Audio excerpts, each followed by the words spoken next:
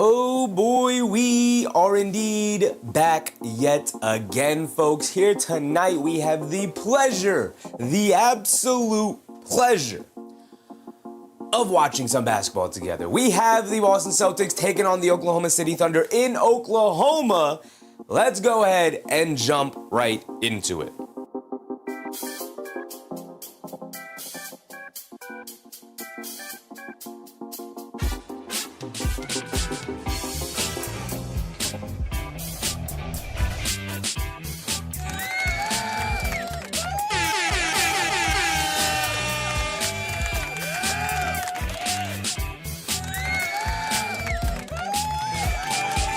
That is right, folks. That is right. We got more basketball on deck, and we have two heavyweights swinging it out here tonight. And we have NBA history on the line. Ashmeal to Bashmeal, will Jayson Tatum play? Unfortunately, Jayson Tatum will not play today, right? He's played 3 games since the injury. He's taking a game off here today. This was known yesterday. They put this out. This is not a last-minute thing. Everybody has known Jayson Tatum will not be playing here today. We knew this. But that does not dissuade me from doing this matchup, mostly because we've seen the Celtics team play without Jayson Tatum all year, and they're still pretty dang good. Ashmere said, what time does the game start? It starts in half an hour, brother. It will probably tip off around 9:10. Jayson Tatum is not playing today. Like I said, we knew this. It is not something we didn't know. It was something that going into the game, deciding to do this game, I 100% knew. Now, just that put in the chat earlier, probably should have did the Nuggets Spurs game. That's a good game. The thing about the Nuggets Spurs, no Wemby.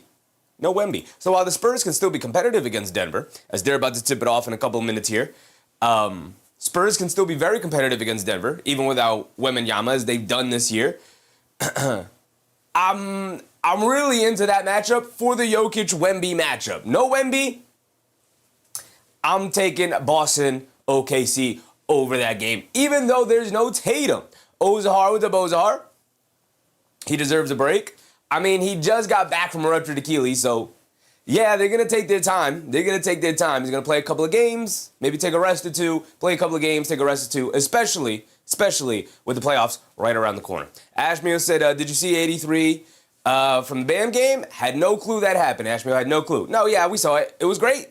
I loved it. NBA history. And speaking of Ashmeal NBA history, SGA is trying to make NBA history here tonight.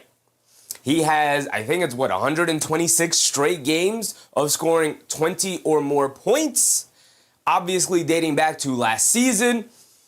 That record is on the line tonight against a great Boston defense. Now, no Tatum, but even without Tatum, this is a top 5 defense in the NBA this season from Boston. So I'm eagerly awaiting to see, number one, how aggressive SGA is going to be, because even though, Duke won. Even though Boston has great defense, a great scorer like SGA, unless he's just missing all those mid-range shots he knocks down all the time, he's going to get his 20. He's going to get to his spots, he's going to rise up, and he's going to knock down his shots. So I'm interested to see if Boston is maybe going to take it a little bit more seriously in terms of trying to keep him away from scoring. Maybe throw doubles at him, forcing him to pass it a little bit more. Going to be interested to see what the game plan is from Boston. Are they even remotely interested in trying to keep SGA away from breaking that record? Or are they just going to be like, hey, this is the game plan, we're going to guard him straight up. If he gets 20 or more, he gets 20 or more. Judge said, put it this way, how much would it cost to get a Celtics and Thunder tattoo? Harnstein number in the tattoo? What are we talking about? The 2 teams I have grown to hate the most, really, the only 2 I hate, maybe the Pacers also. Oh, these 2 teams, Judge said. How much would it cost? Wemby is walking to the foul line in the qualifying for awards. Maybe he knows he won't win MVP. I mean, he won't win MVP unless SGA or Jokic miss time. He's not. There's nothing he can do to get over those guys.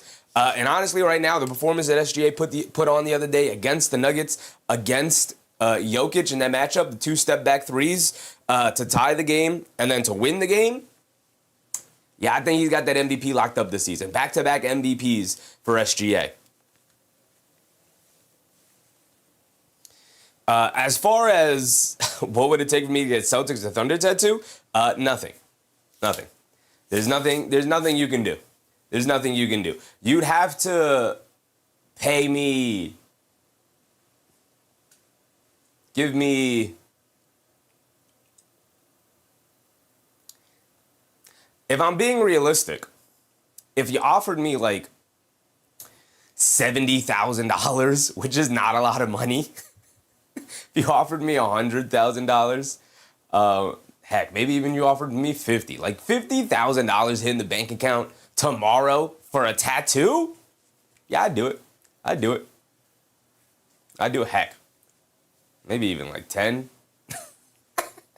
Hey, man, it's hard times out here. Justice Dad, Ozahar, Ashmeal, Albert, peace to all. What's up, peace to all? Daniel Berry Sports, as always, appreciate you guys. So let's go ahead. Let's start our breakdown here. Like I said, no Jayson Tatum. So let's jump right into Jaylen Brown. Trapped in the 90s. What's up, Trapped in the 90s?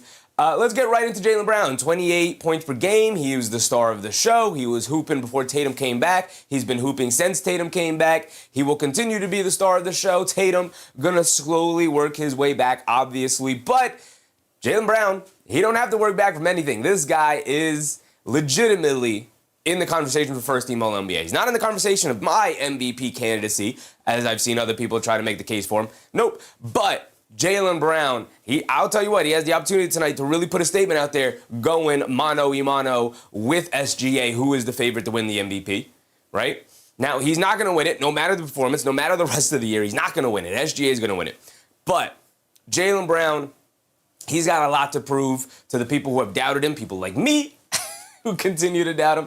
28.8, 7.2, 5.1, incredible. I've talked about Jaylen Brown. We recently did a Celtics game as they played the Spurs a couple nights ago, but 48, 77, 35 for Jaylen Brown. Incredible season for a guy at 29 years old, in the prime of his career right now. Absolutely hooping on, guys. I got to turn this heater off over here. Hold on. By the way, y'all, that weather, we had, 75 degrees yesterday, and then it snowing today. Cool weather, thanks. Just that said, Harnstein face tattoo for $100,000 would be lasered off. How quick? I mean, if there's no restrictions as to when I can get it removed, immediately. I just got $100,000 in the bank. You think I'm going to be worried about having to pay for laser tattoo removal? No problem. I'll get it. I'll take the pain, and then I'll take the pain of getting it removed. It don't matter. Jaylen Brown's been phenomenal this year. Turnovers slightly up. They'll start to trend downward as Tatum, works his way back, gets more on-ball reps and whatnot. But 48% from the field, I've talked about it. His ability to tick up his usage while maintaining and even slightly improving his percentages from the field. Incredible season from Jaylen Brown. Jeremy Hole, what's up, Jeremy? Jaylen Brown finishes the season strong. He has such a good case. Number 2 over Joker in my book. Whew, he's not even in my top 5, brother. He's not even in my top 5. Absolutely not. I have SGA, Jokic, Wemby, Edwards. Edwards kind of fading a little bit with how the season's going for the Timberwolves. But I think he's personally had a better season than Brown. Brown's team's had a better season, so maybe you could put him over it. But I'll have Cade over Brown, and then I guess you could slide Brown in there at 5 and Edwards at 6. But it's kind of between Brown and Edwards for that final 5th spot for me. But he has definitely not had a better season than those top 4 guys, in my opinion. We get to Derrick White, who is arguably the most impactful player in the NBA, full stop. Derrick White is that incredible. And I say all of that as his percentages have slowly gone up throughout the season, but he's still somehow sub 40 from the field, 33% from three-point range, sub 35. He is 90% from the foul line. The shooting will come around, and again, as always, he'll round back into form. With the addition of Jayson Tatum, because he slides down the totem pole. Therefore, he doesn't have as many responsibilities on his shoulders. He can focus on the things he does well, because the things he does well are literally some of the most impactful role player idiosyncrasies in the league. I mean, almost 3 stocks for a 6'4 guard is insane. 1.2 steals, 1.5 blocks. The fact that he's averaging more blocks than steals is insane for a 6'4 guard. Literally the best rim protector, probably the best rim protector on the team, let alone the best rim protecting guard in the NBA by far right now. And the best rim protecting guard, best shot blocking guard since Dwayne Wade. He is that incredible at it. 17, 4.5, almost 6. We know this. Joseph, what's up, Joseph? Brian Jacobs, what's up, Brian Jacobs? Derrick White is incredible. And once his efficiency starts to round back to where it belongs, man, oh man, the Celtics just always seem good. They just always have the guys who can scale their games either up or down depending on what's needed. Brian Jacobs said, you all have to be kidding me. He's not even playing. Why are we talking about him? Talking about who, brother? Talking about who? Derrick White? Is Derrick White not playing? Dwayne Wade because he said so? Somebody the other day said he was top 5? All right, brother. No, I don't know why you're so upset all of a sudden. Dwayne Wade is great. I don't know who you're mad at. All I said, he's the best shot blocking guard since Dwayne Wade. Jay Atkins, what's up, Jay Atkins? Payne Pritchard, 17 a game off the bench. Is Payne Pritchard playing? Because he did miss the last game. We know no Tatum. But we pull this up right now. Also pull up the Thunders because we know the Thunder have been dealing with injuries as well. Pull up their injury reports. As for the Celtics, Tatum is out. Derrick White is day-to-day. He's questionable. Is he playing? Is he not playing? And we know Vooch is out, but Payne Pritchard not on the injury report. So now I got to look up. Is Derrick White playing? Because that is an important part of... I guess we can go to Shams, right? Shams would put it out. No, the Celtics would put it out. Let's go to Boston Celtics first. All right, because we are not too far away from tip-off here, so we can look it up. If you guys know, put it in. Even with injuries, okay, Steel's still 51-15. Team's got a lot of talent. More than enough talent to overcome the injuries that they have, and they have some injuries. Chocolate Starfish, what's up, Chocolate Starfish? I read that White is not playing. Oof. That sucks. Yeah, he is not in the starting lineup, so no Derrick White, no Jayson Tatum. It will be an uphill climb for the Boston Celtics today. Why is Derrick White out? Knee contusion, right? Knee contusion. Oh, okay. Don't love that. But we're going to move on to Payne Pritchard, who is available today. Thank you, Chocolate Starfish. Thank you for that. Payne Pritchard, 17 a game, 4 rebounds, 5.3 assists. He will also not be in the starting lineup today. Or is he? Actually, I can pull it up right here, the starting lineup.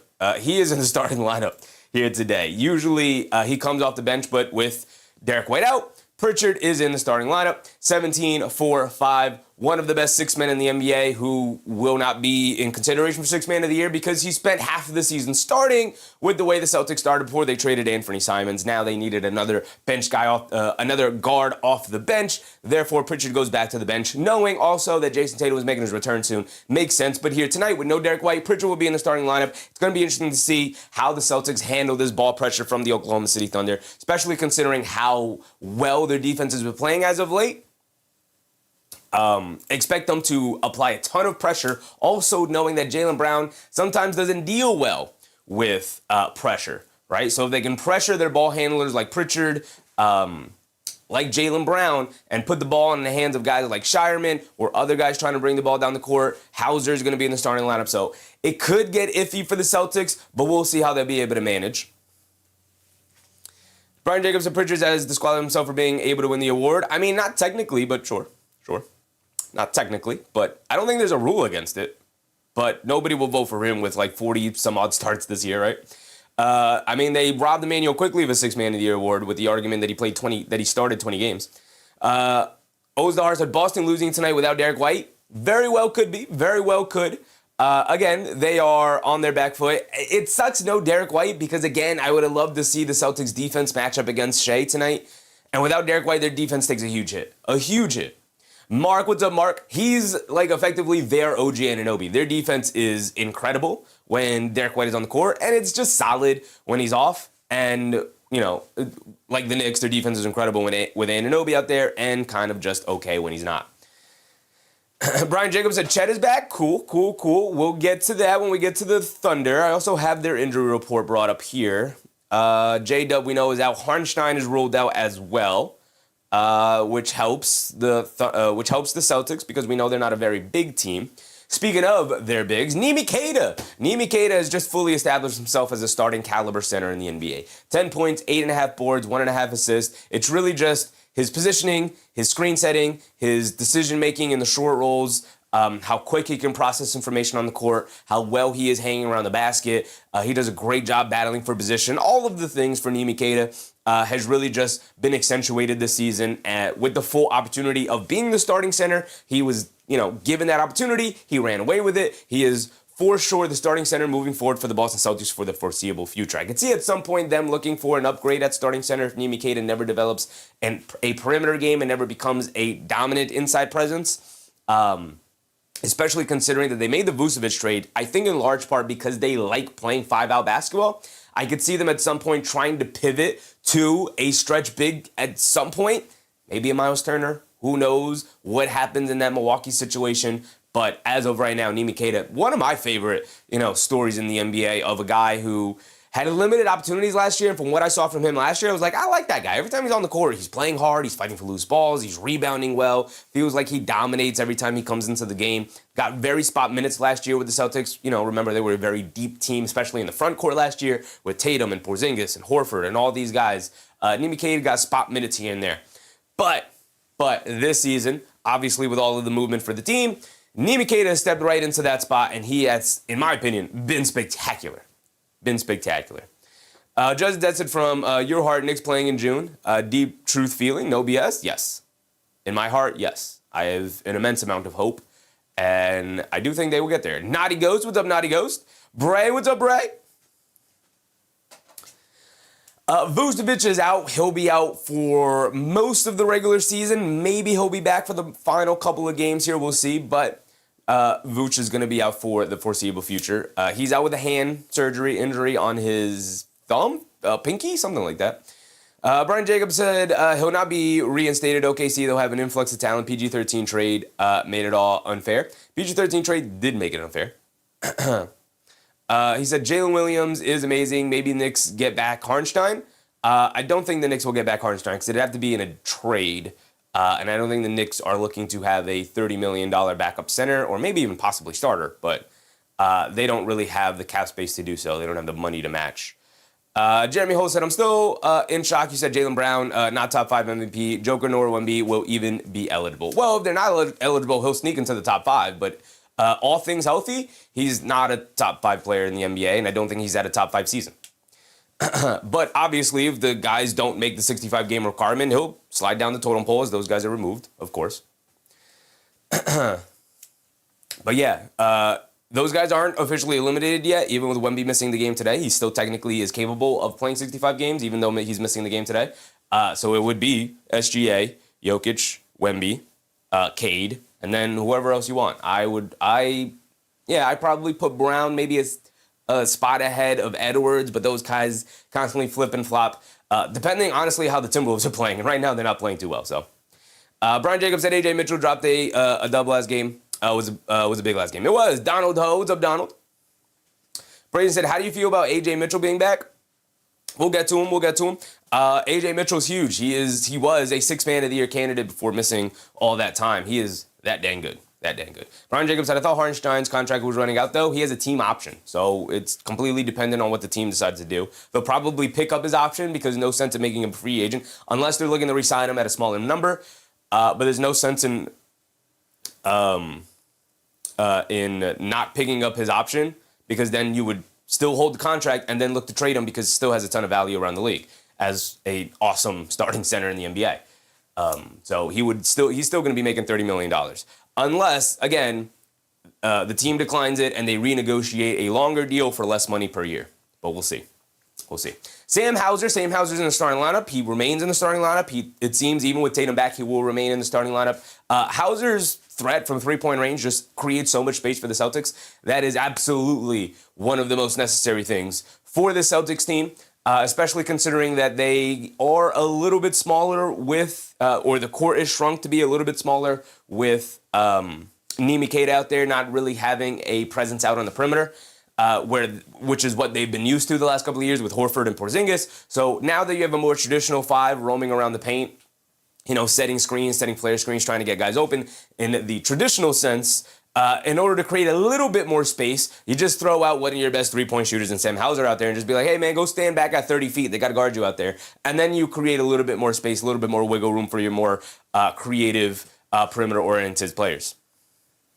Brian said Zubac had his first game tonight for the Pacers. Doesn't matter, though. It was an alley-oop. I mean, it kind of does matter, right, Brian? We play the Pacers tomorrow, so there we go. There we go. Fill us in on how Zubac's playing. Of course, we'll go around the league as the night goes on. But, of course, he comes back just in time to play the Knicks, of course. Brian said Knicks better win it this year. Halliburton come back next year. Yeah, it's going to be even more difficult next year. A fully healthy Tatum, fully healthy Halliburton. This Pistons rise. They're going to be better next year. We'll see what Edgecombe and Maxey look like next year. It's not going to get easier, I'll tell you that. This is the year. Go for it. Now or never. Hugo Gonzalez is one of the most surprising rookies to be a part of the rotation this year to me. He has been absolutely spectacular for the Celtics. He has just carved out a role as just a wild card energy guy off the bench. He comes in, he makes things happen. He fights for loose balls. He defends full court. He sprays it out to three-point range. Right, 34% from three is obviously not the greatest number, but it's respectable. If you leave him open from the corner, I have belief that he'll knock that down.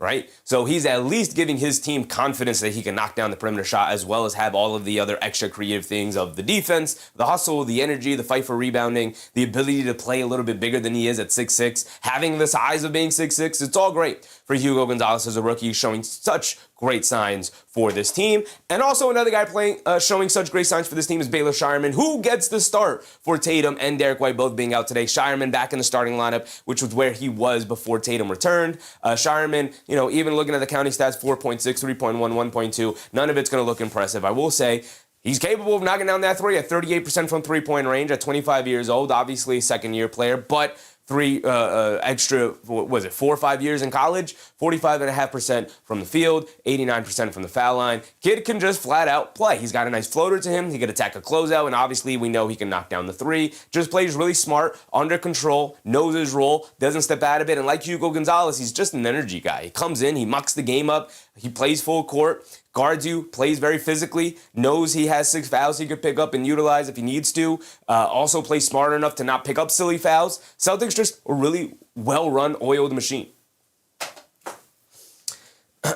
Brian said, I had high hopes for VJ, especially after the All-Star weekend. How did he do tonight as the lead dog? Last I checked, it was a close game. Actually, no. I checked earlier in the night, and it was a close game. And then the last I checked, the Pistons were running away with it. I can check right now, and the Pistons won. That game is over. 131, 109. I don't know how Edgecombe did.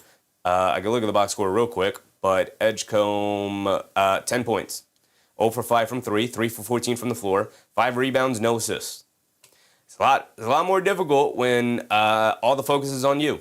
It was Edgecombe and Grimes in the backcourt. I mean, to be fair, he's playing with Barlow, Edwards, and Watford, but, this is kind of what Cooper Flagg has had to deal with all year, so. Ahmed, what's up, Ahmed?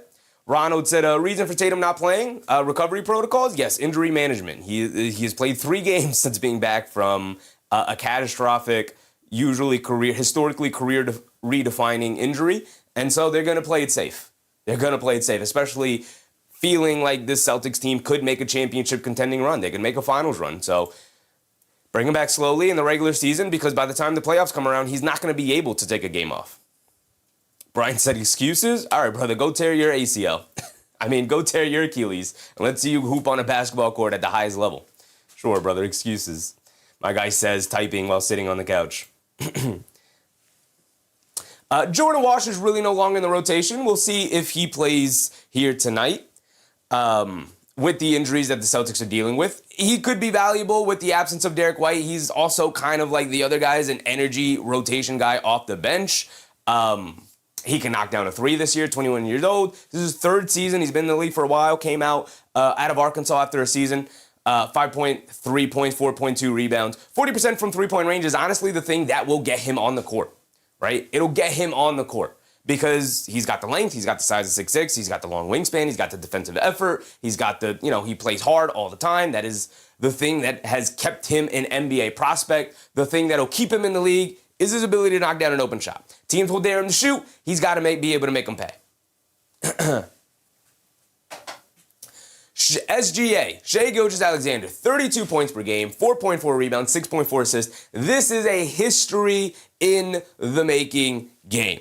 SGA has, I forget what the number is, but it's 120 something. I think it's 126. 126 straight games or something like that of 20 points or more. He has tied Wilt Chamberlain for that record. So here tonight, he's looking to break it, which is why I think it's so disappointing to not have Derrick White out there, who would be, I assume, the primary matchup for SGA, which really sucks. Now they probably go with Brown, and we'll see how Brown holds up against SGA. Nobody could really guard SGA at this point. He is battling for best player in the world mantle with Jokic, as Jokic is starting to slow down a little bit. SGA's picking his game up as he's now in the prime of his career at 27, 28 years old here. 32 a game is absolutely ridiculous. With this level of efficiency is absolutely ridiculous. 55% from the field, 89% from the foul line, 39% from three-point range. I mean, he had that great game against Denver, couple of step back threes, put the dagger in Denver, put it to bed, and then here we go. He's walking his way. He's not walking. He's marching his way to a second straight MVP. And honestly, there's really no real argument against it this year. Last year, there was the argument. Jokic was also having a very good season and all the things, and you could lean either way. This year, there really is no argument against SGA. He's going to win his MVP. He's going to get it.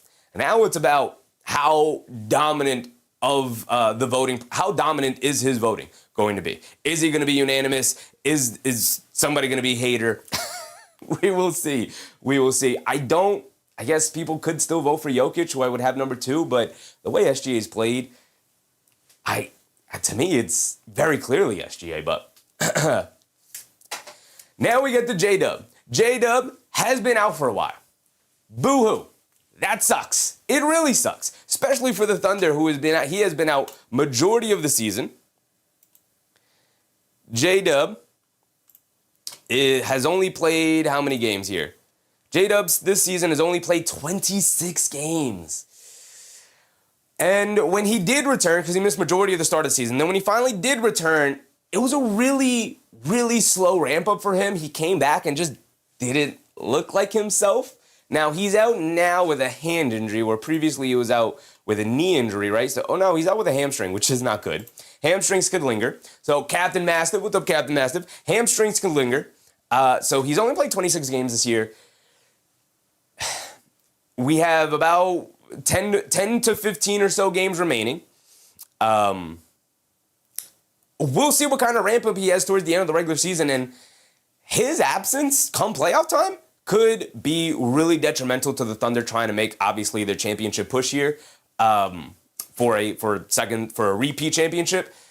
He is extremely important. SGA can't do it by himself. Chet Holmgren can't do it by himself. We know all of these things, obviously. They need J-Dub to be the second best player out there, or at the worst, be the third best player out there behind Chet. Without J-Dub playing to his level, again, look at his averages so far this year. Again, only 26 games, came back from the injury, started slow. 17.5, 4.7, 5.4 is a far cry from what he averaged last year and what he did in the playoffs. In the playoffs, he really stepped his game up. He obviously had some good and bad games, but really stepped his game up, had a 40-point game in the finals to help secure a championship for his team. It's going to be really interesting to see what happens as they reintegrate him back into the rotation. Obviously, being at full strength will help. Having the rise of A.J. Mitchell will help. But, man, no J-Dub for a majority of this season, and they still have a 51-15 record is absolutely ridiculous. Like, just thinking about that is absolutely ridiculous. Again, he may be a sleeper agent in the sense that he could torpedo their chances of repeating if he doesn't play to his point, and if Mark Dagnall kind of leaves him out there because he's their guy. He's their guy. He's their second best player. You know, and at worst, their third best player. But come playoff time, if he isn't J-Dub, they have to be comfortable of playing him some nights, maybe 22, 25, 27 minutes instead of obviously his mid to high 30s come playoff time. But with the way the season has gone and how well they've been able to manage without him, they might just have to be comfortable being like, hey, you got to get A.J. Mitchell out there instead, man. You got to. Chet Holmgren, 17.2 points, 8.8 rebounds, 1.7 assists this season. He's been spectacular. He's one of the better defensive players in the league. He doesn't get enough love for his defense, obviously, because he's on a tremendous defensive team. It's hard to give him a lot of love when you play alongside the likes of Alex Caruso and Cason Wallace and Lou Dort, and SGA is a dang good defender in himself, and you play alongside Isaiah Hartenstein, who can take the more physical matchups away from you, so you could focus more on being a rim protector, and you don't have to body up against the other big men, even though Hartenstein's missed a number of games this season as well, so he's had to match up to those guys. But I also, at the same time, think his defense does get underrated. He's a great rim protector, averages around 2 blocks. Again, a little inflated because of the level of pressure that his perimeter players can put on him, and knowing he also still has backside help with Isaiah Hartenstein. Doesn't have it tonight because he's out. He has missed a ton of games this season, Isaiah Hartenstein as well, same like J-Dub. But he has also ticked up his offense this season. He's become a more consistent offensive player. As a Knicks fan, we know this very well. Scored 22 points in the first half against the Knicks, knocking down 6 threes. Probably going to remain a career high for him and a half for a while. 35% from three-point range. He's just getting a lot more comfortable with his offense, his ability to self-create, his ability to get to the rim, his ability to knock down jump shots, right? His ability to knock down jump shots has been huge for the development of his career. Lou Dort, 9 points per game, 4 boards, 1.3 assists. We got about 4 minutes before tip-off. 1.3 assists, has been absolutely spectacular this season. Actually, I take that back. His defense has been solid. He's gained the reputation of being the dirtiest player in the NBA. However you feel about the Jokic situation, he clearly felt incredibly bad about it. I think he's been on his best behavior since then. During that Knicks game, I did notice he had a really hard foul against somebody and really tried to make sure he made it be known, like, I didn't do it on purpose, guys. I didn't do it on purpose. I swear. I swear. So I think he has recognized that maybe he's jumping the shark a little bit and might dial back some of the physicality and aggression here. We will see. Only time will tell. But he has garnered the reputation as the dirtiest player in the league. And honestly, his offensive woes have not really helped. He's sub 40% from the field. He's the three-point shooting is starting to tick back up at 35%. So he's not as detrimental offensively to his team as he was earlier in the year. But Lou Dort is very important to this team, and it's going to be very important for their playoff run, so they're going to need him to play well. Isaiah Hartenstein is out, but I have nothing nice to say about the guy. He's a traitor, a true Benedict Arnold, and I have nothing nice to say, so we're going to keep it moving. He's not playing anyway. Alex Caruso is, as I described, kind of like Derrick White, one of the most important role players, especially come playoff time. He's kind of just kind of coasted his way through the regular season because he can on this Thunder team. He ticks his game up depending on the matchup, depending on the importance of the game, depending how good the other team is and how important his role is going to be. I've seen him have games where he goes 0 for 8 from the three-point line and doesn't have a ton of impact defensively and is just kind of out there floating around a little bit and plays some like 17 minutes. And then I've seen him have games where he plays like 28 minutes and is the most dominant defensive player out there, and he's knocking down 4 threes in the game. And it's like, where was this Alex Caruso the other night? So he's 31 years old. He's not old, but on this team he's old. He's the elder statesman on this team. He's got 2 rings in his book, including last year's ring with the Thunder. And we know, obviously, guarded Jokic in the conference finals last year. He was great in the finals for this team when everybody started to get a little nervous and apprehensive with the way the Pacers were playing. Alex Caruso was one of those guys that stepped up and helped calm things down. He's going to be integral for them repeating as champions this season if it were to happen. Cason Wallace, 8.6 points per game, 3.2 rebounds, 2.5 assists. I write it down here, and I'm leaving it down here. It's crazy that OKC found the perfect understudy to an aging Caruso, and possibly is going to develop into an even better player. At only 22 years old, he is incredibly, incredibly great at reading the defender, playing the passing lanes, playing ball handlers, guarding them straight up, not allowing them to blow by him. He's great in help side. But he's also working on his offensive game, as SGA's missed a couple of games the past couple of weeks with the abdomen strain. Cason Wallace stepped into the lead guard role and was absolutely spectacular. In an area that I thought he was really going to struggle in, I walked away supremely impressed with the way that he played. Cason Wallace, the ability to tick up his game if need be, was the most impressive thing by far that I've seen from this Thunder team so far. And that is including Jared McCain. Jared McCain coming over from the Philadelphia 76ers. We talked about his season with the Sixers. We've covered Sixers games with McCain, now covering Thunder games with McCain. McCain did not really have an opportunity with the Sixers mostly because his head coach, Nick Nurse at the time, did not really understand how to utilize 3 or 4 guards in the rotation. So you obviously have Maxey, you now have this rise of Edgecombe, and you have Grimes off the bench as your 6th man, who you're going to have to pay in the offseason, so of course he's going to be in the rotation. And then you have this young guy in Jared McCain who was coming off an injury and started off really slow. Okay, I understand why you were apprehensive to give him minutes early on, coming back from the injury. He was coming back from a knee surgery, from meniscus tear, and then also got hurt to start the year. So I get being apprehensive of just throwing him in the rotation and asking him to figure it out. He started off slow, couldn't knock anything down. He looked really slow out there, but also didn't look like they were prioritizing him at any way in any part of the offense. Kind of had to do a lot of self-creating or just kind of standing in the corner on the wing by himself while other guys created. And he really struggled. And then Philly just kind of traded him for a whole lot of nothing. I mean, I get it. They got a first-round pick. It's not a great first-round, but they got a first-round pick. Vito, what's up, Vito? They got a first-round pick for McCain. Also the game. Where's the game? Here we go. Here we go. That's not the game I wanted. Where's the game I wanted? It was just on the screen. Oh, boy. Got to go down here, and there it is. All right. Cool. All right, there we go. We're good. We're good. Got the game up. Also, we'll make sure that's lowered. Jared McCain now with the Thunder in a similar situation of being in an incredibly deep team, and yet this team finds ways to utilize him. They find ways to utilize him in ways that Philly didn't, so it really doesn't bode well for the future of Nick Nurse on that 76ers team, as I think a lot of people are kind of looking at him sideways a little bit now. Aaron Wiggins is the man who saved basketball. He's kind of the perfect 7th or 8th man. If he has to take up his role, occasionally he can do it, but he is the perfect 7th or 8th man in the NBA and on this team. He can knock down the 3, he can self-create a little bit, can finish at the rim, he's a decent decision maker, defends well enough, just kind of the perfect role guy, 7th or 8th man off the bench. If you need buckets, he'll give you buckets. If you just need a little extra ball handling and self-creation, he can give you that too. Thunder are just supremely deep. Speaking of, the guy who should have been in competition for 6th man of the year will not be because he's not going to make the games played minimum. But A.J. Mitchell off the bench, 14, 3.5, 3.7, getting him back. He's in the starting lineup tonight, in for the injured J-Dub. And that's going to wrap it up. That's going to wrap it up just in time. We're here for the tip-off. Let's do it. Let's do it.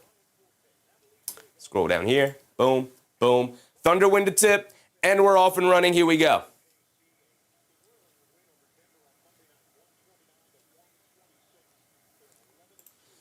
They get over to Dort, up top being guarded by Hauser. Over to Wallace. Wallace spots up. The straightaway 3, can get it to go. Queta with the rebound. Here comes Payne Pritchard bringing it down for the Celtics. Pritchard driving to his right, stops in the mid-range. Fall-away jumper over Wallace. Got it to go, and that's a good start for the Celtics. Pritchard attacking Wallace off the bounce there. Mitchell has it up top, being guarded by Pritchard, driving to his right, leaves it off for Dort. Dort kicks it up top to Wallace. Wallace coming to his right, down the lane, against the defense, can't get the layup to go against Hauser. That's good defense for the Celtics there. Not a great drive for Wallace. They get over to Hauser up top, over to Pritchard. Pritchard being guarded by SGA. Pritchard, pass fake, gets it over to Brown. Brown on the right wing, pump fakes, pulls it out against Dort, dancing with it, driving to his right, stops, fall away, baseline jumper, well contested, can't get it to go. Good defense from Dort. Wallace with the weak side rebound, pushing it the other way. Wallace up top, being guarded by Hauser, dancing with it, coming to his left, down the lane, stops, kicks it out to Dort. The straightaway 3 over Brown. Got it to go for Lou Dort to 5-0. Oh, 5-2 start, excuse me. Or 3-2 start. I thought the Thunder scored. 3-2. 3-2. First basket of the Thunder goes to Dort. First basket for the Celtics went to Pritchard. Pritchard now bringing it down against Wallace. Pritchard gets it over to Queta. Queta being guarded by Holmgren. Queta hands it off to Brown. Brown coming to his right, pulls it back against Chet. Fall away midi. Too strong, can't get it to go. Rebound to Dort. Here come the Thunder. SGA with the ball in his hands. SGA has been very quiet to start. He's allowing his teammates to cook. Now he's going to look to attack. Steps back, brings a double team over to Wallace. Extra pass to Holmgren. Deep left corner 3. Can't get it to go. Queta the rebound. And I think they'll live with those deep corner 3s for Holmgren if you can get a light contest out to him. Pritchard pump fakes, gets over to Hauser. Hauser back up top to Pritchard. Pritchard coming to his right, being guarded by Holmgren. Driving it down behind the back. Fall-away jumper in the paint. Got it to go. Payne Pritchard. My goodness. Does it feel like he's taking a step up this season? We know he's good. He's won 6th man of the year before already. But he feels like he's still even better. SGA, the step back three, can't get it to go. Fight for the rebound. Queta knocks it to Brown. Brown hit ahead to Hauser. Hauser on the left wing, driving to his right, kicks it out to Shireman. No dip right corner three for Shireman. Too strong, can't get it to go. Holmgren skies for the rebound. Quick outlet to Mitchell. Mitchell bringing it down on the right wing. Picked up by Brown. Mitchell's going to dance with it. Looking for a screener. Coming to his left off the Holmgren screen. Driving it down against Brown. Scoop play with the left hand. Got it to go. Past Jaylen Brown. What a drive and finish from A.J. Mitchell. Just like Jaylen Brown wasn't even there. Did not even care that Brown was guarding him. Pritchard doesn't even care that Case on Wallace is on him. Now kicks it out to Shireman. Pump fake. Driving it on an SGA. Pump fake. Pump fake.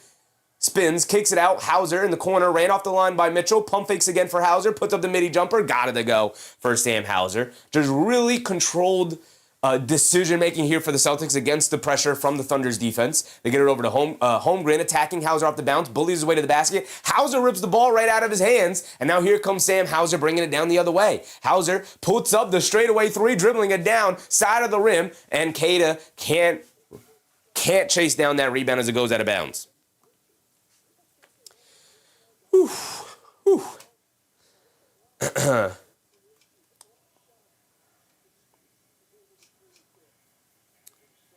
Here we go. SGA lobs it down low to Dort. Ball knocked out of his hands. He's looking for the foul. He doesn't get it. Pritchard pushing the other way. Stops, turns, spins, leaves it off for Brown. Brown, the two-handed slam. Where is the foul? Players hanging all over him. Now that's how you rise and finish from Jaylen Brown. 8:11 to go in this first quarter. We've had some NBA action so far. I love the way the game has started.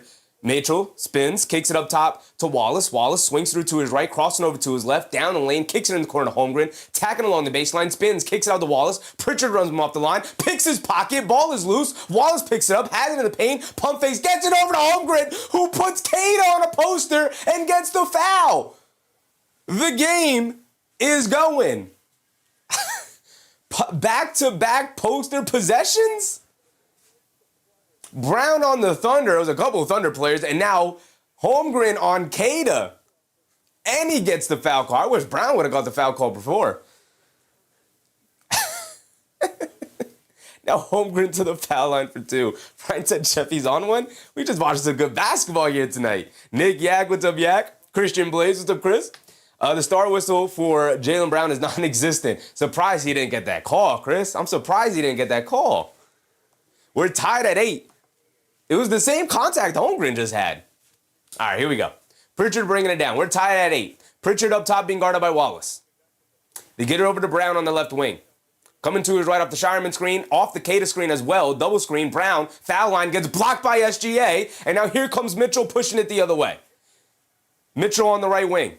Shireman picks it up. Mitchell's going to dance with it on the right wing, crosses over to his left, down the lane, takes the contact, lefty layup, got it to go, and the foul for A.J. Mitchell.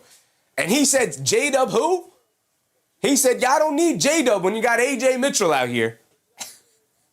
A.J. Mitchell draws the second foul on Queta, by the way, as well. That's 2 fouls on Queta. We know the Celtics lack front court depth.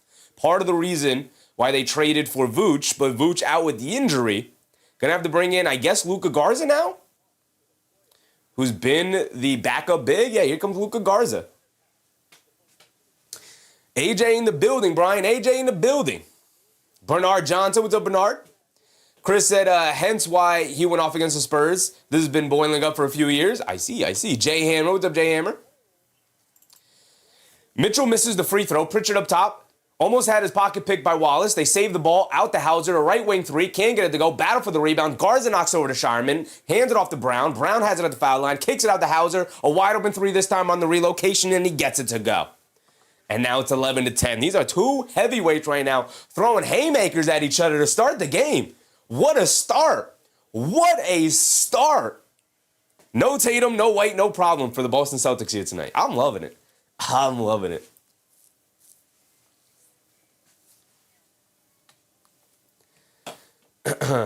Christian said, don't want to jinx a good game, but if JB gets ejected again, it'll be a valid crash out. You got to keep your emotions under control, Chris. You got to keep your emotions under control. During the game, I would argue it is much more valuable to crash out in the postgame and take the fines rather than get ejected from a game and possibly cost your team a game, especially with no Tatum and White. right? I would argue, I disagree. I would argue it's not valid during a game because you got to be, it's a lot of, it's a heavy burden to carry, right? Heavy burden to carry. Great power, great responsibility, all the things, Shadow Spider-Man, all of the things. All of the things that come with being a star, being the 1A guy. You can't just crash out during a game, even if it is technically valid. You can't. You can't. You're too important to your team. You're going to have to bite the bullet. It sucks. Even if you have a valid reason to crash out, you got to hold the emotions and you got to save it for the post game and just take the fine rather than getting ejected in the game. Brian said, Chevy is 1 of 1 tonight commentating. Appreciate you, brother. Appreciate you. We just watching a good basketball game. This is what happens when we get good basketball on the screen. This is what happens when we get good basketball on the screen. Sometimes we tune into these games and there's slow starts or there's dips and valleys, but every now and again, we get treated to a really good basketball game. And this is one of them. This is one of them. Like I said, two heavyweights swinging at each other right now. What a start. What a start. Brown 1 for 4 to start. There has been some contact. There has been some contact, as Christian has alluded to. Christian Blaze said, we started Pritchard and Shireman, brother.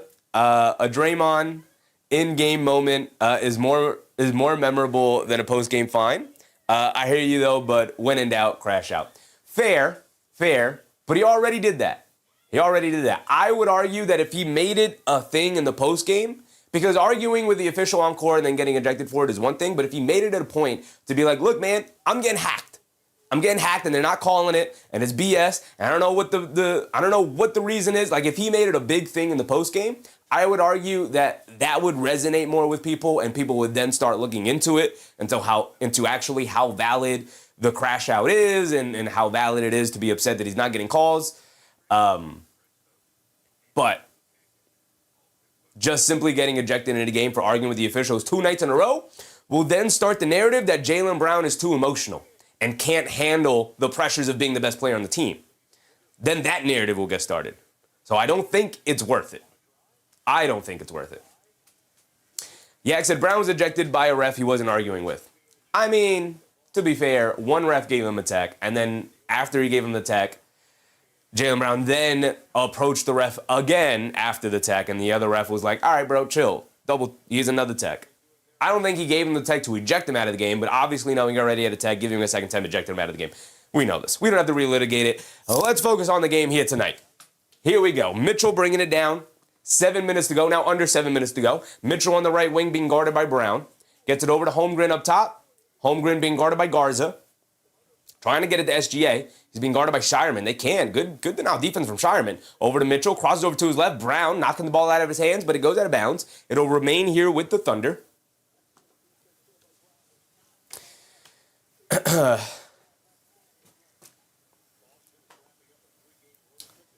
Mitchell gets it into Dort. Dort steps back for a 3 over Garza. That's excellent defense from Garza. But he leaves Holmgren on the rim to battle for the rebound by himself. Reverse layup got it to go off the offensive rebound for Chet Holmgren after Garza had to leave the paint to contest the Dort 3. Brown pushing it the other way. Ball knocked out of his hands. SGA picks it up. And SGA driving it down to the rim. Layup gets the layup to go for SGA. His first basket of the night.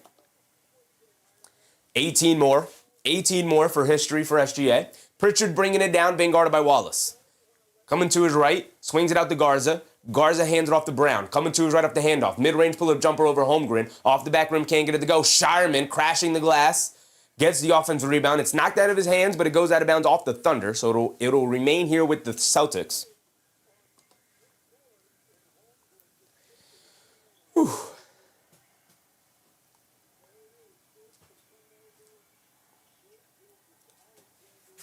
We have 6 minutes to go. Why is my timer so behind? 6 minutes to go here. We're now past the halfway point. Pritchard has it up top. Picks up his handle. He's got nowhere to go. Gets it over to Brown. Brown picks it up. Shot clock winding down. He's got to make something out of nothing. Coming to his right. Settles for the long pull-up 2. Over Wallace. Can't get it to go. And it's a really rough start for Jaylen Brown. Settling for a lot of mid-range jump shots right now by Jaylen Brown. SGA has it up top. Crosses over to his right. Swings it inside the Holmgren. Rolling to the rim. And another two-handed slam. And a timeout for the Celtics as the Thunder came out ready to go. And the Celtics got to look for an answer. They now need to look for an answer. Luka Garza hedging out on the SGA pick and roll with Holmgren. Leaves Holmgren rolling to the rim. I don't think Garza is going to knock that ball out of SGA's hands. I'm not sure that was a smart play from Garza there.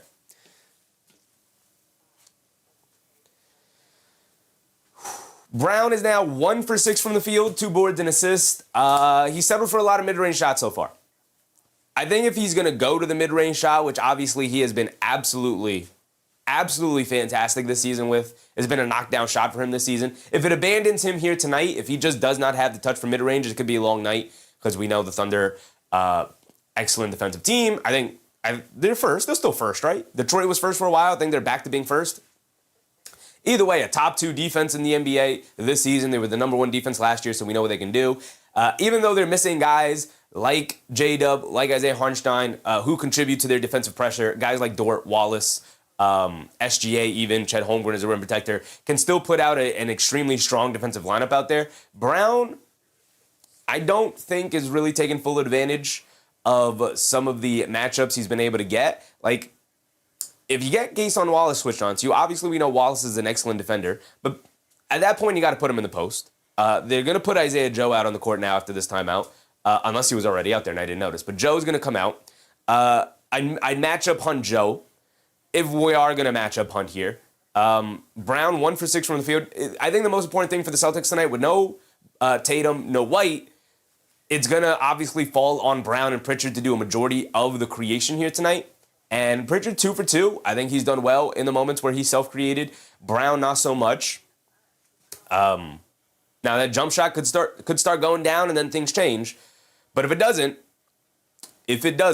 then suddenly the Celtics are going to be on their back legs trying to fight this uphill battle against this Thunder defense.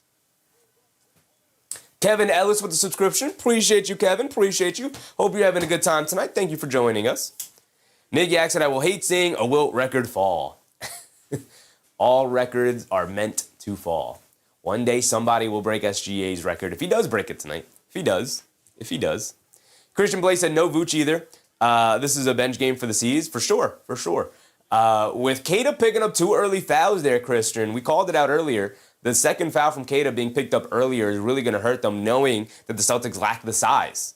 Right? Now trusting Luka Garza in this game this season? Whew. That's a tough one. That's a tough one.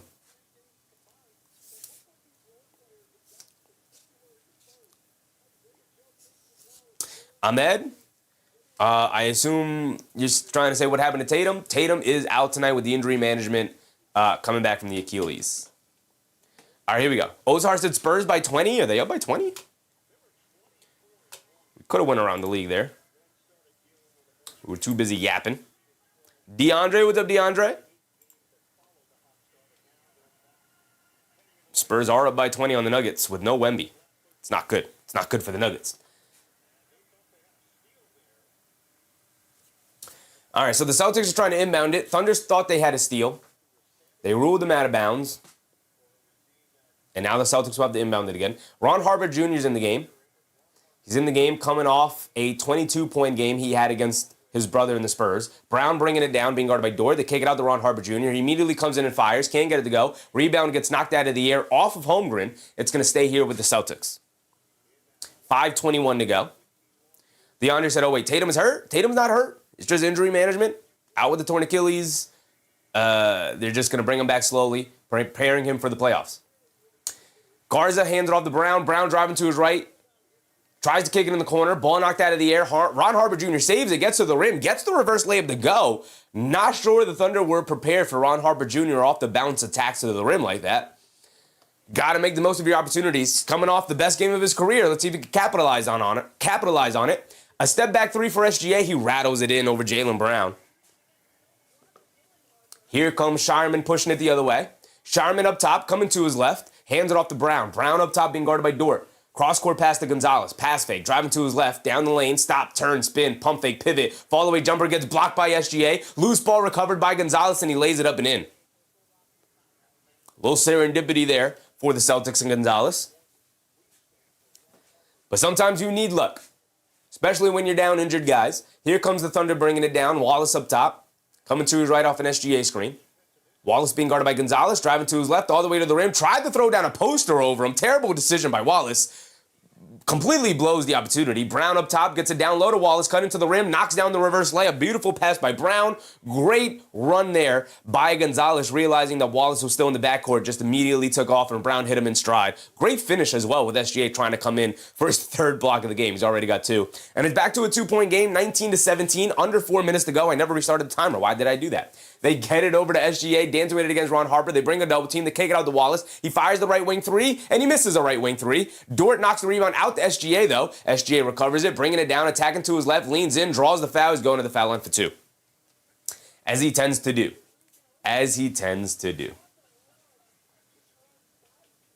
Just that said, I kind of think if there was 10 less games in a season, we would see higher scoring and personal performances. I don't think we'd see higher scoring in personal performances. I think we would see more consistent scoring and more consistent performances. I think we would have less bad games from players. Oftentimes, you could attribute bad games to guys to either like they don't have their legs or they're tired or they're travel or whatever the case may be. If we eliminated back-to-backs and we had less games, the idea is that the quality of basketball would go up, not necessarily the high end of it. Like games like tonight, Thunder versus OKC, there's been a high-level game from both sides. This is the theory that you would have majority of nights with a shortened schedule. Not necessarily they would score more. SGA knocks down the second free throw, but maybe they would. Who knows?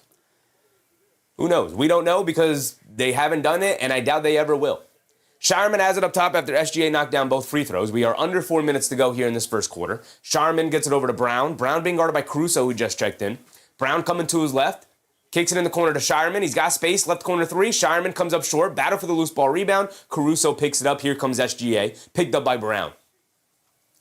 SGA dancing with it. Crosses over to his right. Pulls it back. Mid-range. Pump fake. Gets Brown in the air and draws the foul. He's going to the foul line for 2. Brown trying to argue he went straight up. But he definitely leaned in. And SGA draws the foul. SGA back of the foul line. Just had 2 free throws. Getting 2 more here. Ahmed said, Tatum, call me back. Is this Jayson's team or Brown?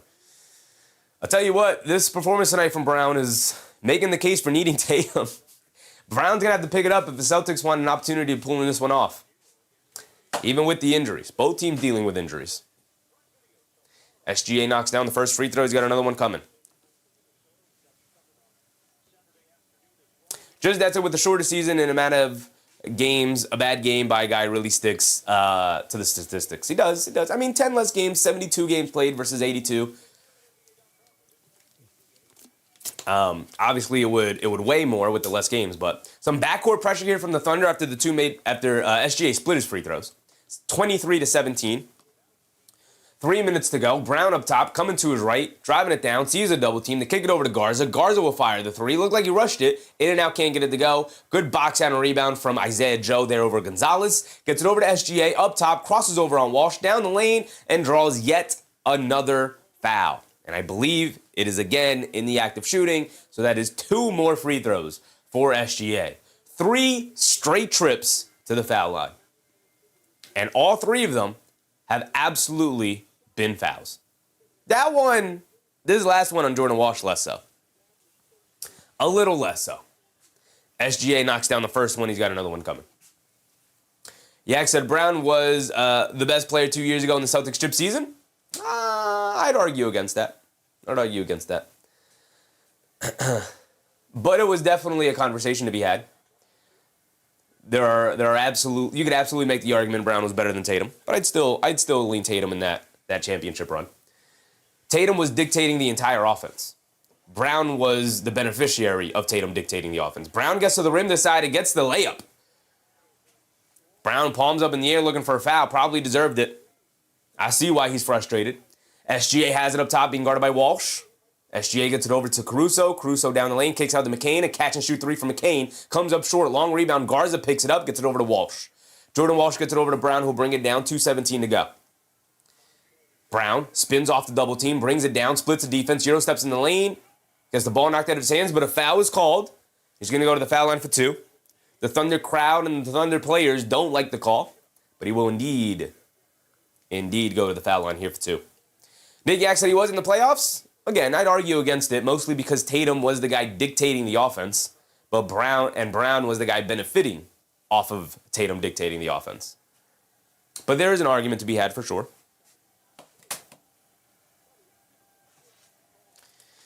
Drizz, that said Brown MVP is similar if D. Wade got it over LeBron.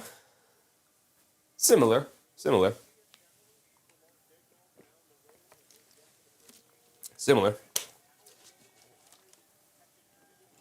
Ozar, good game so far. Very good game. 5-star. What's up, 5-star? Maybe it's my internet, but your stream keeps streaming? Keep stopping? I don't see anything on my end. You can guys go. Anybody else in the chat can let me know if they see anything. If I take the stream health, I mean everything's same as usual. You might be better off maybe refreshing your browser, buddy, and seeing if that helps. We'll see. Let me know. SGA up top tries to get it over to J. Will. Brown jumps the lane, Euro step down the lane, gets the layup to go with the right hand. Jaylen Brown waking up here, and they needed it. They needed it desperately. Scored the last 4 points for the Celtics there. Knocked down the 2 free throws, then got the fast break layup. They get it over to Joe. Joe along the baseline, kicks out to Caruso. Ran off the line by Harper Jr. They kick it back to Caruso, and Caruso throws it away. Trying to hit Joe in the corner. A rare turnover from SGA.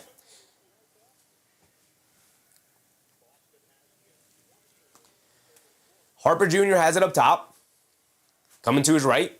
He's got space in the corner to Walsh. He's going to pump fake. Pulls it back up top. I think Ron Harper should have took that to the rim. He had space. They get over to Brown. Brown being guarded by Caruso. Now Brown's going to have to isolate against Caruso here. And Brown draws the foul on Caruso. Excellent job by Jaylen Brown there. Excellent job. Using the SGA tactics against the Thunder.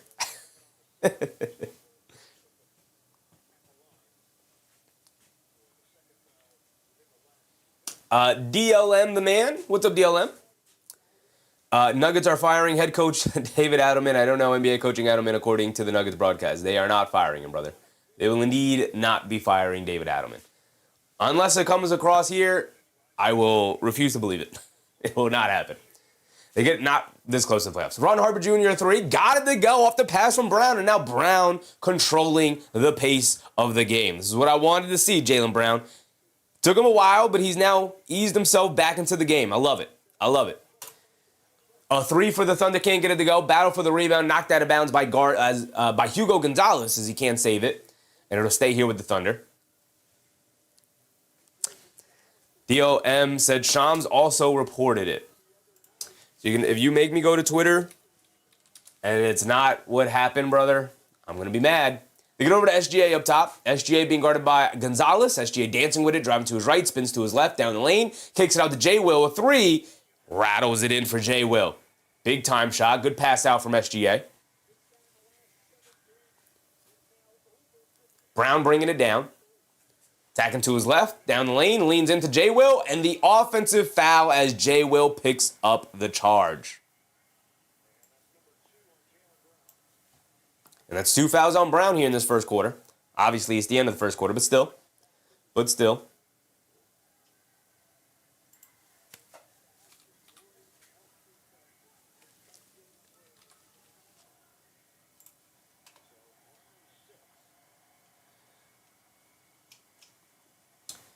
SGA up top, coming to his right of the screen, pulls it out. Ron Harper switched on to him. Harper picks his pocket. When was the last time you saw SGA get his pocket picked like that? And Hugo Gonzalez gets the layup on the break. What a defensive play by Ron Harper Jr. I love to see that. McCain has it up top being guarded by Gonzalez. SGA against sloppy here. Celtics taking advantage. He's got the rookie Gonzalez switched on to him to kick it out McCain. Deep left wing 3 from McCain. Off the back rim, can't get it to go. Shireman skies for the rebound, and that will end the first quarter. And after a slow start for the Celtics and for Brown, the Celtics fought back to end the first quarter 28-27 here. Cortland Hall, what's up, Cortland Hall? Tatum led the team in points, rebounds, and assists. He did indeed. Captain Massive said, good game so far. AP, what's up, AP? Bruce Fowler, what's up, Bruce? Chocolate Starfish said, Harper Jr. has his dad's hands. Hey, man, it makes me extremely excited for Dylan Harper's future as well. The Harper, bro, I'm happy to see Ron Harper find a spot here in the NBA. I liked him when he played for St. John's, didn't he?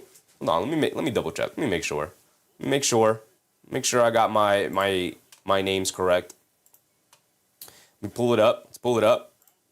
Let's go over to Ron Harper. Rutgers. I'm mixing my Reds up. Yeah, I was a fan of him when he was playing at Rutgers. And I thought he had the chance of being an NBA player. Happy to see him kind of find his way here with the Celtics. AB said, who do you root for in this game? I'm not really rooting for anybody. I'm more so rooting for a good basketball game. It's obviously beneficial for our Knicks if the Celtics lose, but I'm not, like I said, the 2 seed would be cool. I'm not really dying to get to the 2 seed. So it would be cool if they could get it, right? I'm rooting for it, but I'm not holding my breath for it.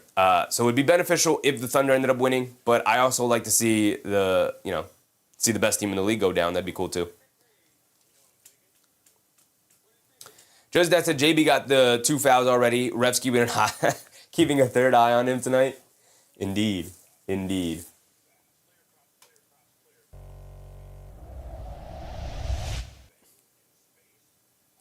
We could check out the around the league here tonight.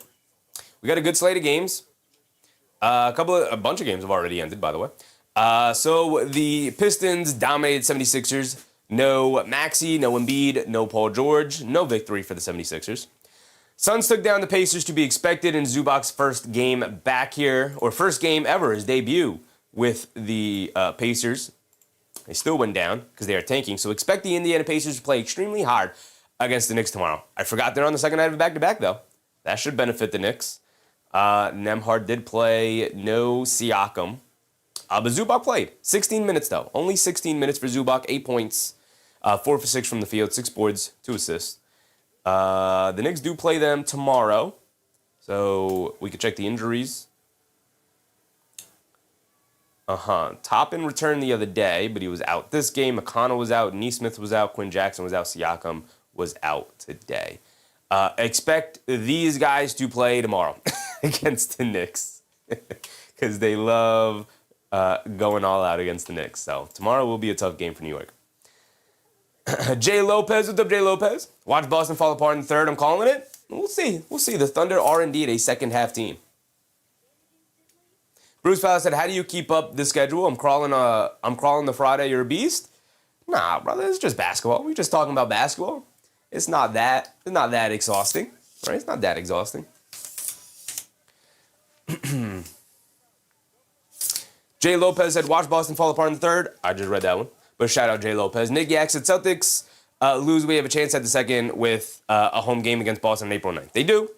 It is a chance. All right, we're back. Let's get to it. Pritchard has it up top. Coming to is right up the Garza screen. Gets into the paint, pulls it out. Cross-court pass to Walsh. He's going to fire up the 3 over McCain. And he's going to knock down the 3 over McCain. And it's a 4-point lead for Boston here. And McCain will bring it down. Coming to his right. Hands it off to A.J. Mitchell and a moving screen on McCain off the handoff. Jordan Walsh pounding the floor. He just knocked down a 3. Now he causes an offensive foul for the Thunder, giving the ball back to his Celtics.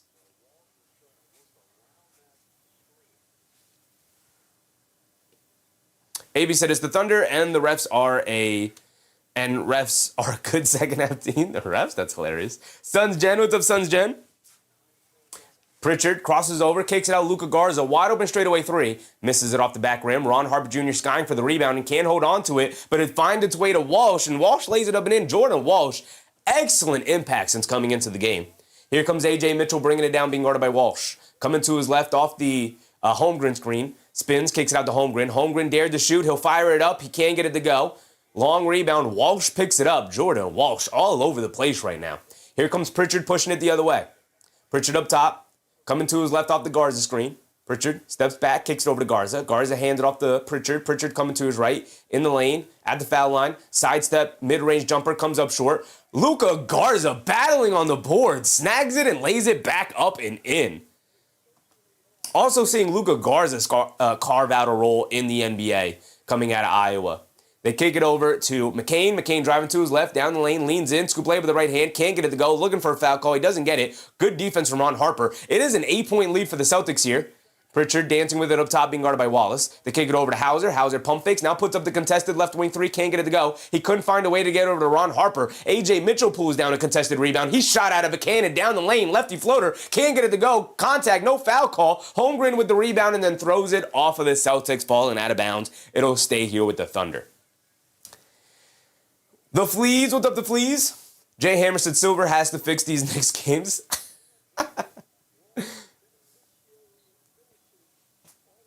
AP said Thunder and refs are on the same team. I get it. I do. I get it. It is hilarious. That's a hilarious way of putting it. The Oklahoma City refs is hilarious. Holmgren fires a mid-range jumper in the paint. He can't get it to go. Holmgren has been off tonight. They're going to need Holmgren to pick his game up if they want to pull off this victory against the Celtics. All hands on deck when you got two heavyweights going at it. Pritchard pulls it out to the left wing. Being guarded by Holmgren on a switch. Pritchard's going to look to dance. He said, Chet Holmgren who? Ooh, Chet Holmgren who? Crosses over, pump fake. Tries to get it down low to Luka Garza, who gets pickpocketed by Wallace. Wallace gets it over to Wiggins on the reverse layup. He gets it to go. Payne Pritchard had to let that three fly, man. After crossing over on Holmgren like that, let that three-point shot fly. Pritchard up top gets it over to Garza. Garza hands it off to Shai, fakes the hand off to Shireman, now gets it out to Pritchard. Pritchard coming to his left off the Garza screen. Behind the back pass to Garza. Pump fakes, hands it off to Hauser.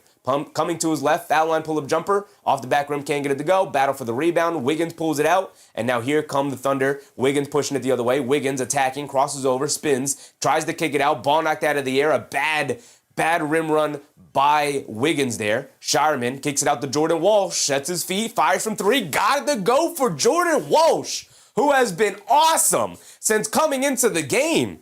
He has been spectacular. He is now 3 for 3 from the floor. 8 points, 2 rebounds, an assist, and some excellent defense to boot. He has been phenomenal. And again, it hurts my soul because Jordan Walsh was one of my guys in his draft class. I loved Jordan Walsh out of Arizona. Or Arkansas, my bad. I'm mixing my Reds up again. Out of Arkansas. I love Jordan Walsh out of Arkansas. Loved him. Loved him. And of course he has to end up on the rival Boston Celtics and end up being good. Like it wouldn't have mattered, obviously, if Jordan Walsh didn't become a good basketball player. But look at his impact here tonight. Yes, and Mitch has played more games than Hartenstein, KP, AD, Embiid, Wemby, Sabonis, that I can think of. Yes, he has. Yes, he has. AP said OKC ref. Very good. That should be the new name. We should be referring to them as the Oklahoma City referees from now on.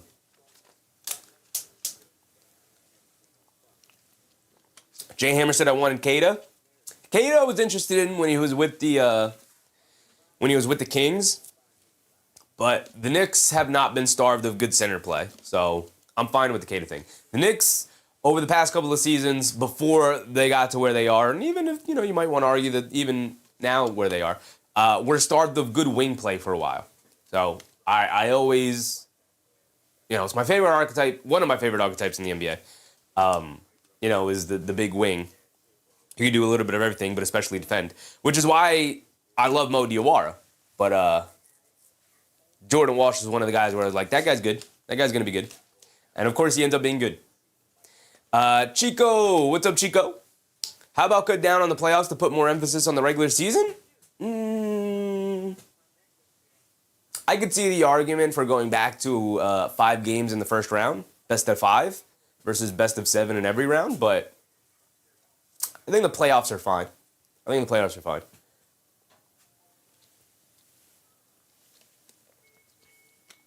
don't think a shortened playoffs... I guess what you mean is, like,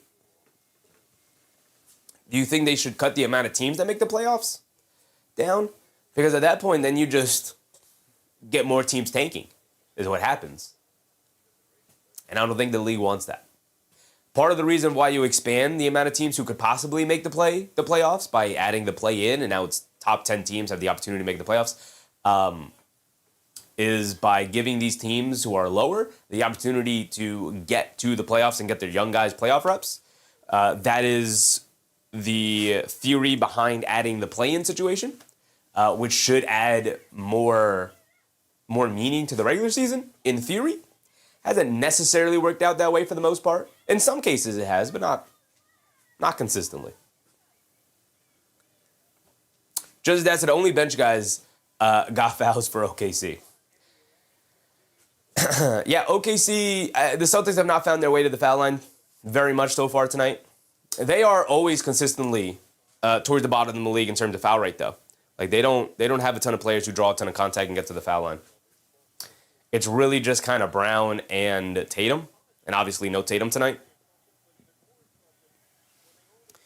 Here we go. Wiggins bringing it down, 38-29, a 9-point lead for the Celtics. They get it up top to Mitchell. Mitchell coming to his left off a Caruso screen. Over to Wiggins. Wiggins attacking, spinning to his right. Down the lane, goes up. Layup, got it to go for Wiggins over Shireman. Queta a little late there.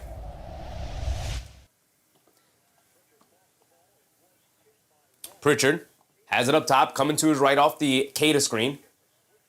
Coming to his left, kicks it over to Shireman. Shot clock winding down to 7.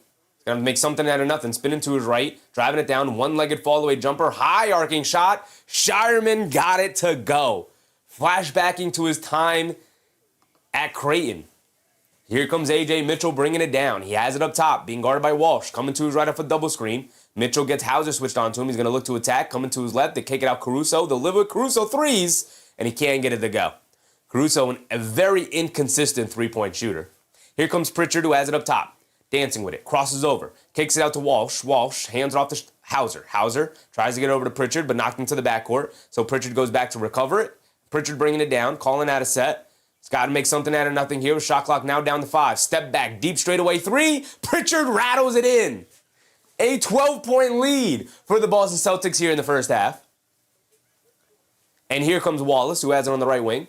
Wallace crosses over to his left to kick it up top to to Caruso. Caruso down the lane, gets swatted out of there by Queta. Here comes Hauser off the rebound. Hauser has it up top, kicks it out to Pritchard. Pritchard on the left wing, coming to his right, off the screen. And they swing it out to Shireman. Pump fake, jab step, coming to his right. And Kayson Wallace picks his pocket and knocks the ball loose. Caruso picks it up, gets it out to Mitchell.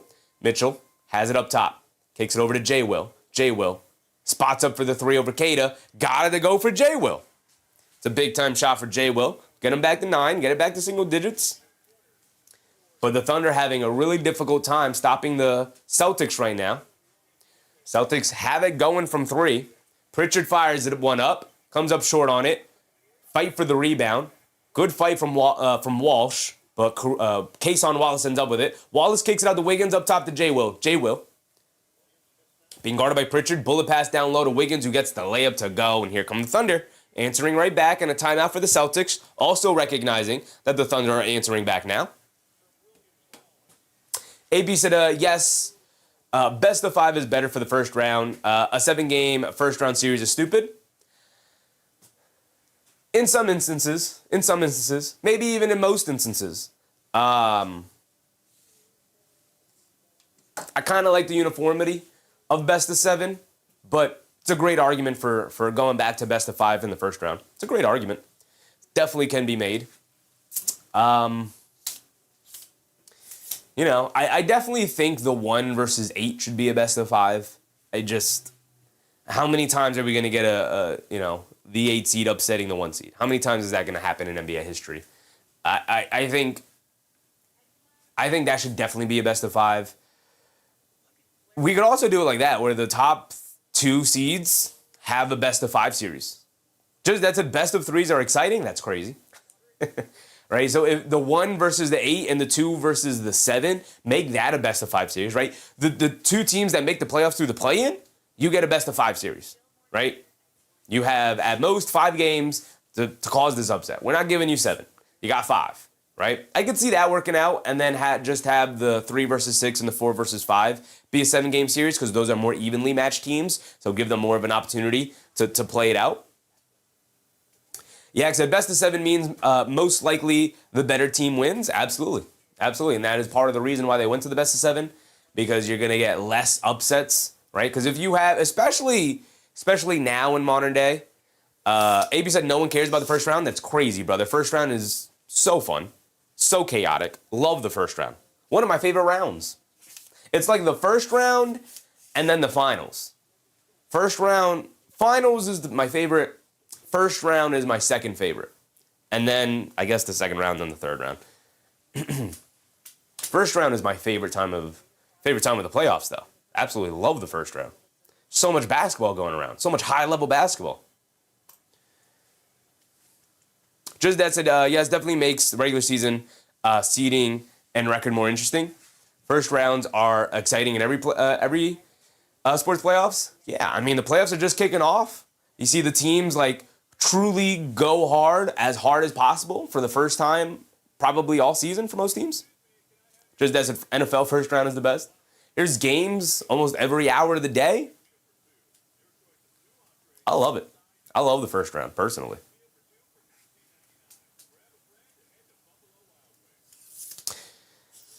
But yeah, I think 5 games for the 1 versus 8 and the 2 versus 7, it could possibly lead to an upset, but could also just kind of get those out of the way if one team dominates over the other. I like that. Christian Blake said, because you're a Knicks fan, not used to the Eastern Conference Finals yet? Listen, brother. You see how many games I cover, Christian. Don't do this. Don't do this to me. You see how much I love NBA basketball in general. The more basketball on, the better. And by the time we get to the conference finals, there's only 2 games on. There's only 2 games on a week. Or not really, because it's like every other day. But you know what I mean. There's only 1 game a night by the time we get to the conference finals. When we're in the first round, we got games like every hour. We got games going on all day. They kick it out. Shireman knocks down the right corner 3. Here come the Celtics, baby. Back up by 10 they go. And we're halfway through this second quarter. Yeah, like I said, first round is 8 games playing. And it's all day. It's all day, every day in the first round. Caruso hands it off to SGA, who's back in. SGA is going to look to get his Thunder team back into this one. Kicks it out to Caruso, the straightaway 3. He splashes it. 46-39, under 6 to go. And Pritchard will bring it down. 7-point game. Brown and SGA back in. Pritchard being guarded by Wallace. Pritchard coming to his left. In and out dribble. Dancing with it. Kicks it out to Shireman. Pump fake. Jab step. Steps back. Straightaway 3 for Shireman. Got to fire it up there. Can't get it to go. Fight for the rebound. J. Will has it. Knocked out of his hands. And he's able to recover it. Gets it over to SGA, who's bringing it down the other way. Shireman will pick up SGA. SGA is going to look to dance with it. Puts him in the post, backing him down, sees a double team, kicks it out to Wiggins, the straightaway 3. Wiggins off the back rim, Shireman the rebound, knocked out of his hands by Caruso. Caruso picks it up, inside pass to SGA, to the rim, lefty layup, can't get it to go, and the rebound to Shireman. Shireman will bring it down, leaves it off for Pritchard. Pritchard up top, dancing with it against Wallace. Gets it over to Queta. Queta up top, looking for a partner. Gets it over to Pritchard. Pritchard coming to his right off the Queta screen. Over to Brown. Brown catches. Pump fake. Jab step. Coming to his left. Down the lane. Euro step. In the air. Kicks it out to a wide open Pritchard. Left wing 3. Can't get it to go. J. Will battling for the rebound. Gonzalez, good effort. Wallace picks it up. Home run pass to Wiggins down low. Pump fake. Draws the foul on Brown. That's his 3rd. That's the 3rd foul on Brown. Not a smart play by Jaylen Brown. Just give him the layup. Fly by defense in that situation. You're too important here tonight. No reason to jump. No reason to jump. Jump. Run by him. Just run by him. Give him the layup. The 2 points is worth your 1 foul.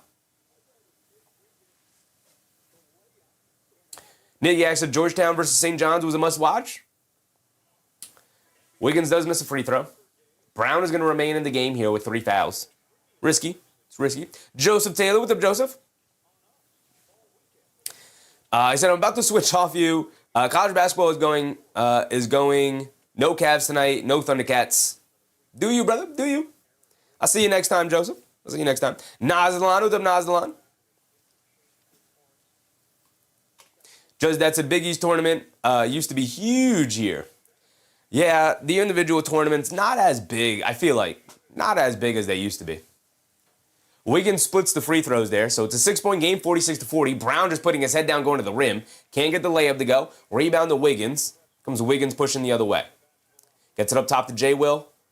J. Will. Gets it over to SGA, cutting back Dort. Kicks it out to Dort. Dort up top to J. Will. Pump fakes. Inside pass to Dort. They kick it out to Caruso. Ran off the line, driving it down against Queta. Layup off for him. Got it to go for Caruso over Queta. What a finish from Caruso. If you're Queta, you gotta come up with that block. Caruso knocks the ball out of the air, upset with himself, almost got that steal. But it'll stay here with the Celtics. And the Thunder are right back into it. It's 4-point game. 4-point game. Christian said, yeah, Brown is for sure falling out of top 5 MVP race after this week. Tatum returning. Yeah. I have him around 5-ish, right? To me, that 5 spot comes down between him and Anthony Edwards. And Edwards not playing too well right now. I'd actually have Brown ahead of him. I had Edwards ahead of him for a while there. But they kind of go back and forth this season. I have Cade over both of them. I think Cade has been spectacular this season. They get it over to Queta. Queta in the post. Puts up the fall-away jumper at the foul line. Can't get it to go with the shot clock winding down, but Pritchard able to recover the rebound. Dribbles it out to the three-point line to 3. Can't get it to go. Dort with the rebound. Some not smart shots from the Celtics here. As they tend to do, they can shoot themselves into a lead, and they can also shoot the other team back into it. SGA kicks it out to Dort at the last second. A right wing 3, he's open. He can't get it to go. Rebound to Wiggins, and Wiggins throws it out of bounds. And that's another like March Madness. I tried covering a college game once, and nobody showed up for it. So I'm just reading the room. No appetite for college games. Maybe we'll try it again once the tournament starts. We'll see what kind of NBA coverage is going on, but Brown gets caught in the air, kicks it out to Shireman. The straightaway 3 for Shireman. Can't get it to go. Brown and J-Will get tied up for the ball, gets knocked out of bounds. It's going to stay here with the Celtics. Cortland Hall said, don't forget to keep an eye on the St. Louis Billikens. I will indeed do so. I love March Madness. Again, I love good basketball, so college tournament's going to be fun. Nick Yak said Chris Mullin, Mark Jackson versus Ewing in those games. Back when college players stayed in college. Back when the stars of college stayed in college. Brown sees a double team, kicks it out to Gonzalez, who's going to attack to his left. Spins to his right, throws up the little flip shot, can't get it to go, battle for the rebound. SGA trying to dig it out, knocks it out to Isaiah Joe, who's bringing it down the other way. Joe gets it over to SGA up top, being guarded by Cade on a switch. SGA's going to dance, step back straightaway 3, his go-to, and he rattles it in. And here come the Thunder. It's a 1-point game. 2:45 to go in this second quarter, approaching the halfway point here of the game, approaching halftime. Brown being guarded by Dort. Spins to his right. Driving it down. Gets tripped up and falls. No foul call. Here comes SGA pushing it the other way. SGA on the left wing. Behind the back. Leaves it off for Joe. Pump fakes. Driving to his left. Mid-range pull-up jumper. Gets ran into by Gonzalez. Hits the jump shot anyway. And he's going to the foul line for one more.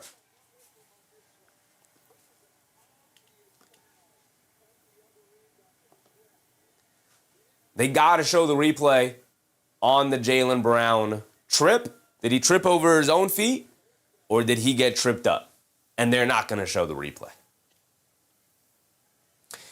Sierra, what's up, Sierra?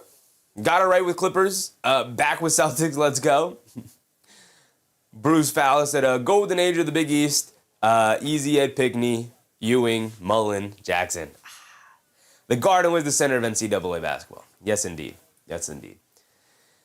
Joe misses his and one free throw. Here comes Brown pushing the other way. Brown being guarded by Dort, blows right past him in the lane. Pump fake goes up, gets the foul call. He's going to the foul line for 2 free throws. Good, strong drive from Brown there.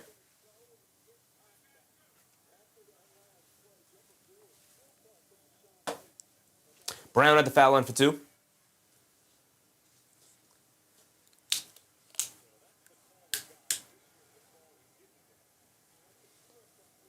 So showing the replay there. Stan Van Gundy is emphatic that it was a trip on Lou Dort. I think Brown just tripped over his own feet. They'd have to show the replay again. They only showed it once, but. Just that to the mellow run at Cuse was good for New York Hoops. And the Kian run for Cuse in the next coming years is also going to be good for New York when it eventually happens.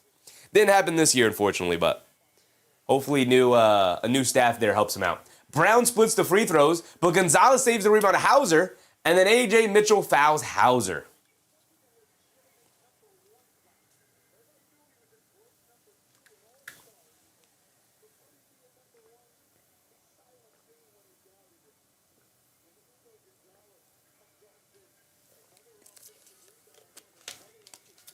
Bruce Fowler said, was that Bam's 15 minutes? No, Bam's an all-star level player. He had a hot night, took advantage of it, as I think players should. Garza will fire up the left wing 3, and he gets it to go. A much-needed shot goes down for Luka Garza. And that one may be his toughest. That one was well contested. A.J. Mitchell is back in. He has it up top. He's being guarded by Brown. Mitchell driving to his right. Kicks it out to Holmgren. Holmgren fires the right wing three. Got it to go for Chet Holmgren. He answers the Garza three with a three of his own. Tied at 50. 1:30 to go. Pritchard up top. Gets it over to Brown. Brown over the top pass to Pritchard. Pritchard over to Gonzalez. A right corner three for him. He gets it to go. Hugo Gonzalez, a no hesitation three. I love those. I love when a rookie shoots it with confidence like that. SGA crosses over on Gonzalez, gets to the rim, lefty layup, got it to go for SGA past Luka Garza. Say Luka Garza ain't blocking me. Brown pushing it the other way quickly, trying to go before their defense is set, but A.J. Mitchell, good hustle, knocks the rebound, knocks the ball out of bounds as Brown was attacking the rim.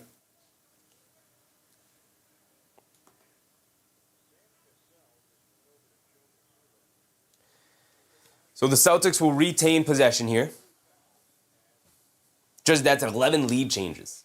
11 lead changes. And the Celtics have led by double digits so far tonight. Shireman gets it into Pritchard. Pritchard in the right corner. Being guarded by Dort. Coming to his left off the Garza screen. Down the lane, in the paint, step back, pump fake, over to Shireman. Pump fakes past SGA. He's going to double step back for a left wing three. And he's going to rattle it in. Look like it might pop out, but he gets it to drop back down. 56 to 52, under a minute to go here. SGA has it up top being guarded by Pritchard. And it's a 4-point lead for the Celtics. When those threes are falling down for the Celtics, boy, oh boy, do they look good. SGA up top, Celtics in his zone. SGA backing him down, settles for the fall away midi, and he gets it to go down as he usually does. His patented go-to shot. 35 seconds to go. Pritchard will bring it down. They might look to go for the 2-for-1. Pritchard attacking quickly. Pritchard the fall away jumper in the paint. Can't get it to go. They are going to go for the 2-for-1 though. Thunder are going to bring it down. And there's about a 4-second difference between game clock and shot clock, so the Celtics will have one more possession. Mitchell fires up the mid-range shot off the screen, and he gets it to go down, and we're tied at 56 with 19 seconds to go. And Pritchard walking it down the other way. Pritchard has it up top. Sees a double team. Kicks it out to Hauser. Hauser has it on the left wing being guarded by Mitchell. Hauser gets it back to Pritchard. Pritchard being guarded by Dort.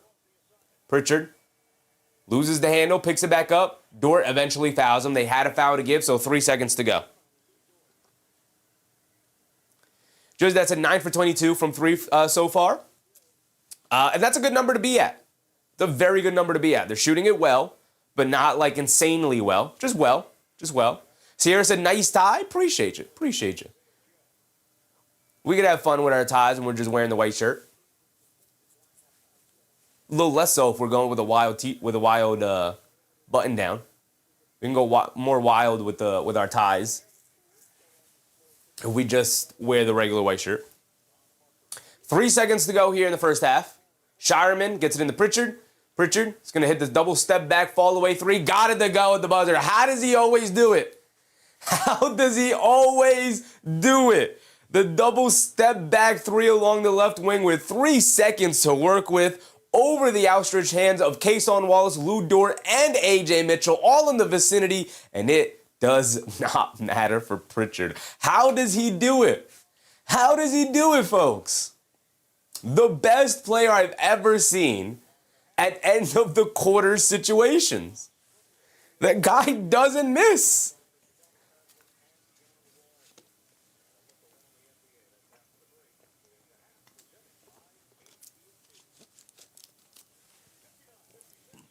Nikki said, that's it, I'm so officially a Celtics fan.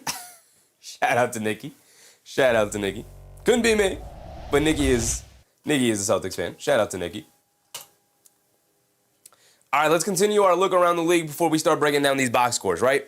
Now, we are here at halftime. So, of course, we got to give a big shout out to our halftime sponsor, our guys at Get Off My Lawn Records. Go over to getoffmylawnrecords.com to check them out. You can check out their music. You can check out their artist music. You could sign up for their mailing list to get notified whenever they are dropping music, either from themselves, the Jazz Destroyers, or from their artist. If you are also musically inclined and would like to reach out to them, you could also work something out with them. So go ahead and get over to Get Off My Lawn Records to check out the work that they do. You could also subscribe to their YouTube channel, Get Off My Lawn Records. You could also subscribe to the Jazz Destroyers YouTube channel as well. And they were also very generous enough to give us a discount code over at bandcamp.com. Use promo code Sheffy to get 20% off store-wide. All right, let's do it, folks. Let's do it. AB said, Kid can shoot. Knicks need shooters. He could absolutely shoot, absolutely. Hopefully we get Deuce McBride back soon, right? Our best shooter. Chris Kahn, what's up, Chris? The Celtics are better than the Thunder. The Knicks are better than the Pistons. And the Spurs are better than OKC. Celtics are better than the Thunder. Knicks are better than the Pistons. And the Spurs are better than OKC. So you got OKC second in the West behind the Spurs, I assume. You got the set, but you didn't. Who you think better, Celtics or the Knicks, though? You got the Knicks over the Pistons, but you got the Celtics over the Thunder. What do you think, Chris Kahn? You got Knicks and Celtics then. Just that said, I wouldn't be a Celtics fan if they were the only team in the NBA. Well, who would they play against? Just that said, 2 for 5 from 3 for Pritchard. Had to get to 40%. Had to. He just had to. All right, let's go around the league. Magic beat the Wizards. Suns beat the Pacers. We know this. We know the end of these games. Hawks beat the Nets. The Heat beat the Bucks. We check out Bam's performance tonight. What do you guys think? A cool, 18 points for Bam tonight? 23 points for Bam? What do we think? Think Bam hit 20 tonight? Bam Adebayo, 21. 6 for 20 from the field, 0 for 5 from 3. 8 boards, 2 assists. Miami did pick up the victory, though, which is the more important thing. Pelle Larsson with 28 points. How do you let Pelle Larsson drop 28 on you? My goodness, Milwaukee. What are you doing out there? What are you doing? They did start the double big lineup. They got Ware and Adebayo out there. I like that they did it, though. I like that they went to it. What did Giannis have? 31, and no one else in his starting lineup had double figures. Miles Turner tossing up a 7-point game. Disgusting. Ousmane Dieng, 0 points, 2 shots in 14 minutes. Ousmane Dieng, get involved in the action, brother. It was a minus 24 out there. My goodness. Kyle Kuzma had 5. I mean, Bobby Portis came off the bench for 19. Nobody else did anything, though. Nobody else did anything for the Bucks. It is Giannis or nothing. Jeez Louise, Milwaukee. Nick Yak said, Knicks match up better with the Celtics than the Pistons. I tend to agree, Yak. I tend to agree. Now, with Tatum back, that could maybe change the calculus of that matchup for me. But all season, I have maintained that the Pistons are just a bad matchup for the Knicks this season. AB said, who are the Knicks better than? I got the Knicks as the best team in the NBA, AP. I don't know. Depends on what version of the Knicks you're getting that night, right? Most inconsistent team in the league. Depends on what version of the Knicks you're getting. They could be the best team in the league, or they could be the worst. In the same week, they'd be the best or the worst. Yak said Orlando, Miami, and Hawks all winning now. Yup. That battle for that last playoff spot, that battle for the 5 and the 6 seed, very interesting as Toronto's falling down to the plane. We'll also look through the standings a little bit. Magic beat the Wizards, to be expected. Oh, we were going down. Mavericks beat the Grizzlies, and that's it. The Magic beat the Wizards, to be expected, and that one went to overtime, though. That one went to overtime. The Suns beat the Pacers. The Pistons beat the 76ers, to be expected. No Maxey, no Embiid, no Paul George. Ahmed said, Knicks always tank. East Bay Verge. What's up, East Bay Verge? I don't know if we're more inconsistent than our Warriors, though. Yes. Yes, they are, East Bay. Mostly because the Warriors' inconsistency mostly has relied on injuries this season. Curry, now Butler's out for the year. The Porzingis situation. Horford's been in and out of the lineup. The Knicks they've dealt with their fair share of injuries. They haven't had a super healthy season. Matter of fact, still dealing with injuries. Towns and Josh Hart are questionable for tomorrow's game, so dealing with injuries for sure. But even when fully healthy, we don't know what version of the Knicks we're getting. We don't know who's showing up. We don't know who's playing well. Doesn't matter on the matchup. they could look terrible against the Utah Jazz, or they could look great against the Oklahoma City Thunder. We never know. We never know. Just as I said, Magic used to be feared early in the season. Magic are just a physically tough team. So, not a great matchup for the Knicks either. Just that said, Knicks could have gotten KP, Kristaps Porzingis? Come on, brother. Porzingis can't even play. He can't even play. AD series said, I can tell Chef's hating on OKC. Not me too. Not you too. We'll join the rest of the NBA then. Crying out loud, nobody likes us? What have I said today to hate on OKC, brother? I don't think I've said anything that has hated on OKC. I think I've been very complimentary of OKC tonight. I'm not rooting for either one of these teams. You think as a Knicks fan, AD series, that I would root for the Celtics over rooting for the Thunder? As a Knicks fan, it's more beneficial if your Thunder beat the Celtics for us. I think you're just making things up in your head, brother. If you want me to hate on the Thunder tonight, I could. The Nuggets are storming back into this game. It's an 11-point game. It's an 11-point game. Just that I was saying Warriors had to get KP says it all about their lineup issues. I see. Yeah, pretty true. Pretty true. The Porzingis situation just sucks. I fear he might be forced into retirement early in his career, which is going to be unfortunate. Because if he just can't play basketball, I don't know who's signing him to a guaranteed contract. Bray said, Chevy is cool with the Thunder. He just hates iHeart. Oh, yeah, Harnstein? Yeah. That's a Benedict Arnold, though. That's a personal vendetta. That's got nothing to do with the teams he plays for. It's just a matter of fact that he no longer wears orange and blue. Well, technically, I guess he does wear orange and blue, the Thunder colors. But he no longer has New York across his chest. AB says, give me rookie KP. I don't like the OKC refs. Rookie Porzingis? I mean, Porzingis as a rookie was fun. You know, 4th overall pick. He was fun. I would argue third-year Porzingis was the most fun I've ever had watching basketball. It was so surprising. It was so fun. And then he went down with the ACL tear. He was never the same. ABC, OKC stolen Seattle's team. They did steal Seattle's team. It's crazy because OKC claims Seattle's history, right? Like they have adopted Seattle's history into their record books. And it's going to be interesting to see what happens when Seattle gets that team back eventually. It will happen. If not now, in 5 years, whenever expansion does indeed happen, Seattle will be obviously one of the teams involved in that. And what happens to Oklahoma City's record books then? What happens? Cortland Hall said Denver's just flying under the radar. They got some problems. They are storming back against the Spurs here tonight. They are finally on their way back. A mostly healthy starting lineup. No Aaron Gordon tonight. We know he has returned, but they're going to be very, very careful to the end of the regular season with Aaron Gordon after he has suffered 2 major hamstring injuries this season. Bray said iHeart has an award for OKC's community. The kids in Oklahoma City genuinely like him, I think is what you're trying to say. Genuinely love iHeart, my bad. That's cool. I hate that guy with a passion. He left my team. He left my team with nothing. We had nothing. He just left in the dead of night. Hate that guy forever. Hate him forever. We'll never forgive him. He could come back to the Knicks this offseason, and I still won't forgive him. I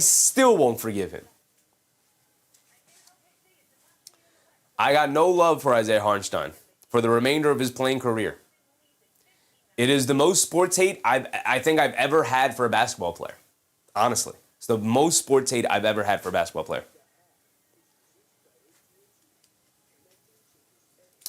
Just that said, half the stars off the court appearances as for local PR, and rightfully so. Bray said, it's okay, I get it. The same situation with KD. He was our only chance for that ring, and he took off. Yep. I just, it's the first time in my lifetime that my team was a legit championship contending team, and he was a huge part of the reason why, and he left for nothing. For, in my opinion, marginally more money.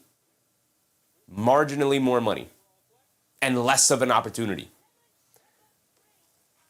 I'll never love that guy. And I'm not going on my Hartenstein rant. I'm going to move on. I don't want to talk about him. AB said OKC was David Stern's move, and I can't stand David Stern. I don't think it was David Stern's thing. It was the doesn't the story go that the Seattle owner was going to sell the team, promised the city of Seattle that he would sell it to somebody who wouldn't move the team, and then sold it to somebody who was immediately like, yeah, I'm going to move the team. So it's not a David Stern thing. And the owners across the NBA have to all approve it. So it was approved by everybody in the NBA, unfortunately. AB said the Knicks made Isaiah Hartenstein when he was a nobody and he bolted. That's why. Look, Isaiah Hartenstein has had the reputation of the best backup center in the NBA after that season with the Clippers. So he wasn't a nobody. The Knicks offered him a nice amount of money and a guaranteed 2 seasons of pay, where other teams were offering him a 1-year prove-it deal. So the Knicks invested in him and told him, come be the backup center here, and we'll give you the opportunity. And he continued to improve, continued to get better. He has become one of the better defensive centers in the NBA, one of the more versatile centers in the NBA. And would have been the starting center in New York, whether Mitchell Robinson was traded or not, which I don't believe he would have been, because he's still here. And then he left for nothing after the team and the city and the fan base invested in him and accepted him as one of our own. And then he said, all right, see you later, guys. I'm gonna go bolt. I'm good. And I'll never forgive him for that. Bray said, I saw an interview that iHeart said he wasn't clicking with the Knicks organization. He's probably just talking. I think Isaiah Hartenstein was not comfortable in New York City. I don't think he loved living in New York. He is a small town type of dude. And genuinely, he grew up in smaller cities and smaller towns. Obviously, New York, a very big city, bustling city, cold weather, all of the things we know New York City to be. And I genuinely think he just would rather be in a smaller organization than as big of an organization as New York is. But miss me with all that, oh, it was a family over there. It was so difficult to make that shit. No, it wasn't. Right? I think he's just a liar, and he tried to save face with New York fans, and I see right through it.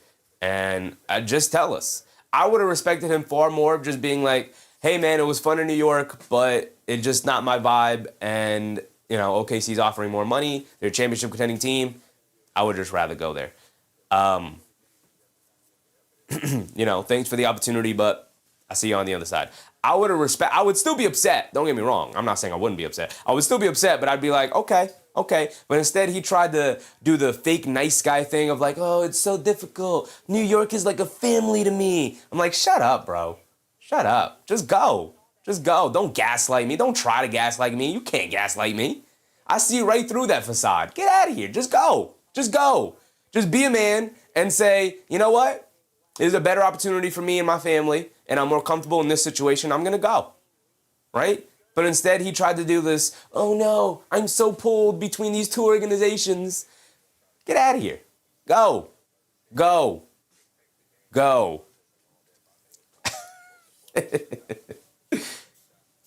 Ahmed said it's business at the end of the day. Yeah, don't act like this was a terribly difficult decision for you to make. They put a contract in front of you and he said, let's go.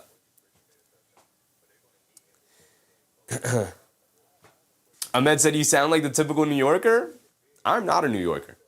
I was not born in New York. I do not live in New York. I live close to New York, though. Fraden said, I'm sorry for getting you on your rant again. I've gone on harsher rants on Hartenstein. This is a tamed down rant, but yeah. Casey said Sheffy is the jealous ex. I'm not jealous, and I would not be as upset and annoyed and frustrated if he had just been honest. It made me more upset that he tried gaslighting everybody into thinking that he actually cared about New York. Brother, you do not. You do not. It's the start of the second half, by the way. We did not go over the box scores at all. Garza starts the second half, by the way. So during the next timeout, we will run down the team stats. We'll run down the box scores. We got some things to cover as the night goes on. Hauser will inbound it into Pritchard. Pritchard has it up top, being guarded by Wallace. Pritchard coming to his left, off the Brown screen. Gets it over to Brown, spins to his right, blows past Wallace, down the lane, gets in the air, kicks out to Shireman, left corner three. Can't get it to go. Brown, the offensive rebound in the paint, bullies the way to the rim, gets the layup to go, and the foul over Chet Holmgren. He's going to the foul line for one more. Celtics slowly building his lead back up by 5, possibly 6, with Brown at the foul line for 1.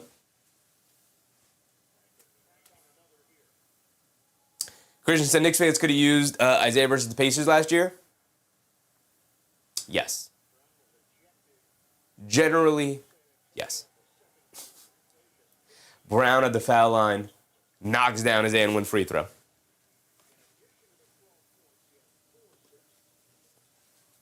Here comes Kayson Wallace bringing it down against Jaylen Brown. Coming to his right, hands it off to Mitchell. Mitchell coming to his left, lobs it over the top to Chet Holmgren for the two-handed slam. 62-58. Brown quickly pushing the other way. I love him getting to the rim now. They kick it over to Pritchard. Pritchard over to Shireman. Shireman putting his head down to the rim. Sky hook lefty layup. Can't get it to go over SGA. I love to see that move make a return. Here comes, even on a layup attempt like that, SGA bringing it down, dancing with it against Shireman. Spins, kicks it out to Dort. Dort walks behind the three-point line, puts up the 3. Brown a little late to close out, purposely daring Dort to shoot that 3. And then Garza knocks over Chet Holmgren, battling for positioning on the glass for the rebound.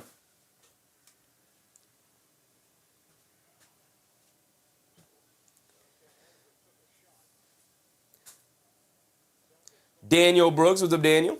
This OKC team is the best team in the NBA history. OKC, the new dynasty.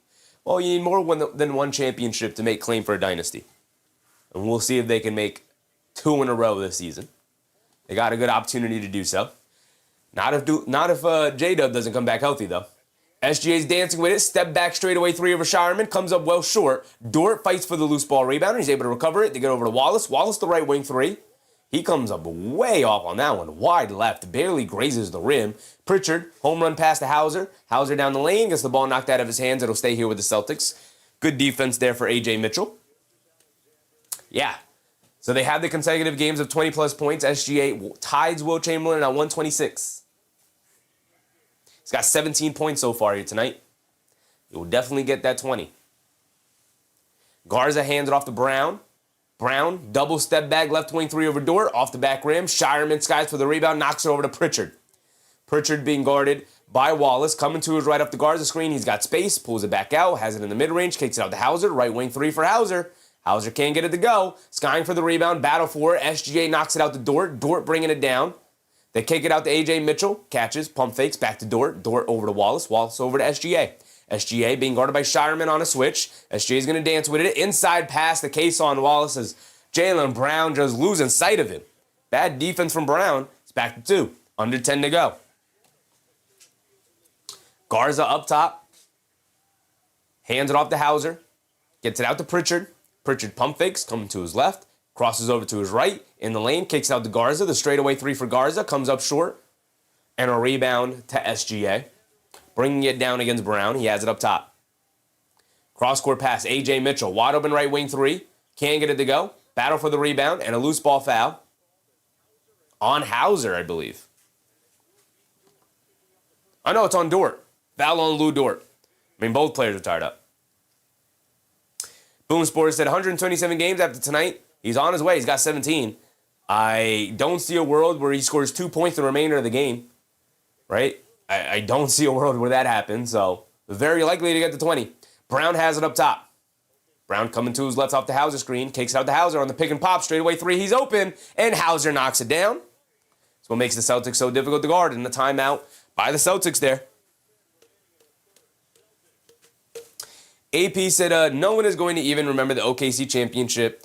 You know what they're going to remember? The New York Knicks championship ring is going to be heavier. Far heavier. Absolutely. And you're going to get me on my Hartenstein rant. You're going to get me on my Hartenstein rant. He chose to be the forgettable backup center to Chet Holmgren versus being remembered as the starting center of the team in New York that finally got back to the mountaintop. He would have always been remembered as a champion. And instead, he will now be forgotten as a part of this Thunder team. Even if people remember the OKC championship, they will remember J-Dub, they will remember Chet, they will remember SGA. They will not remember that Isaiah Hartenstein was a part of that team. Revolution of the Classics. What's up, Rev? Thunder winning this one. They are a second-half team. They are trailing by 5 to the Celtics here tonight. We'll see if they can round back into form here. It's been a lot of SGA, a little bit of Chet Holmgren, not a lot of everybody else, though. Christian Blake said, keep that same energy when he has 4 rings with OKC. We'll see how long, even if OKC continues to win championship, Christian Blake, we'll see how long Isaiah Hartenstein lasts on this team. There are already rumors that they might be looking to move on from him. We'll see what Thomas Sorber looks like next year. Right? That $30 million price tag for a small market, when they're gonna when that money kicks in for Chad Holmgren and for J-Dub, and considering you're gonna have to pay Kason Wallace a pretty dime, you're gonna have to pay AJ Mistral a pretty dime. We'll see what that $30 million price tag for Isaiah Hartenstein looks like, unless he's gonna restructure his deal from this point moving forward.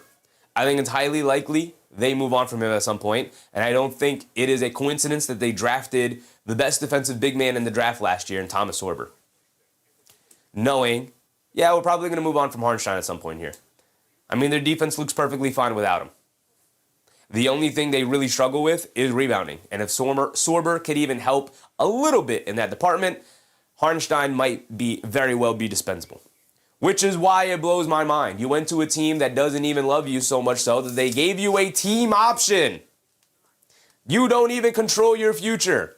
I'm not going on my Hartenstein rant. Not doing it. Not doing it. Rev said Thunder may not get past the Nuggets in the postseason. We'll see. We'll see. I don't think the Nuggets match up well against the Thunder. I think if there's any matchup the Thunder do well in, it's against the Nuggets. But if any team's going to take them down, I guess it would be the Nuggets, who took them to Game 7 last year, or the Spurs.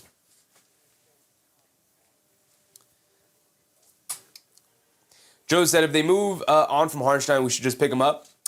It's the money thing. They're not going to be able to just pick him up. He's gonna make a good amount of money. Some team will offer him. I know you hate him for what he did, and you have a right to, but let's see we can re-sign him. If they can't re-sign him. The Knicks don't have any money to re-sign anybody, let alone a legit starting center in the NBA. SGA bringing it down. They get over to Mitchell. Mitchell up top, attacking to his left. In the corner to Dort. They dare Dort to shoot. He obliges, and he makes them pay. Back to 2 it goes. Gets those 3 points right back. Ahmed said, Hartenstein's only 27. Got time? You never know when your time comes to an end in the NBA, brother. The next major injury is always right around the corner, unfortunately, in this league. Brown dancing with it. Driving down. Foul line pull-up jumper. Got it to go for Jaylen Brown. That jump shot starts to come around for Jaylen Brown. Could spell trouble here for the Thunder. SGA up top. Spins. Foul line. Pump fake. Gets it into Wallace. Wallace pump fakes. Brown goes for it. And Wallace dribbles past him. Gets the layup to go. That was a dangerous play for Jaylen Brown there. If Wallace, after that pump fake, would have leaned into Brown just a little bit, he would have drew the 4th foul on Jaylen Brown there. Thankfully, he dribbled around him and got the layup instead. Garza has it up top. Gets it out to Brown. Brown being guarded by Wallace. Spins to his left. Step back. Pump fake. Leans in. Wallace strips him, but a foul is called. Brown signaling that he wants 2 free throws. Let's see if they give it to him. They do give it to him. And they will give it to him. He's going to go to the foul line for 2.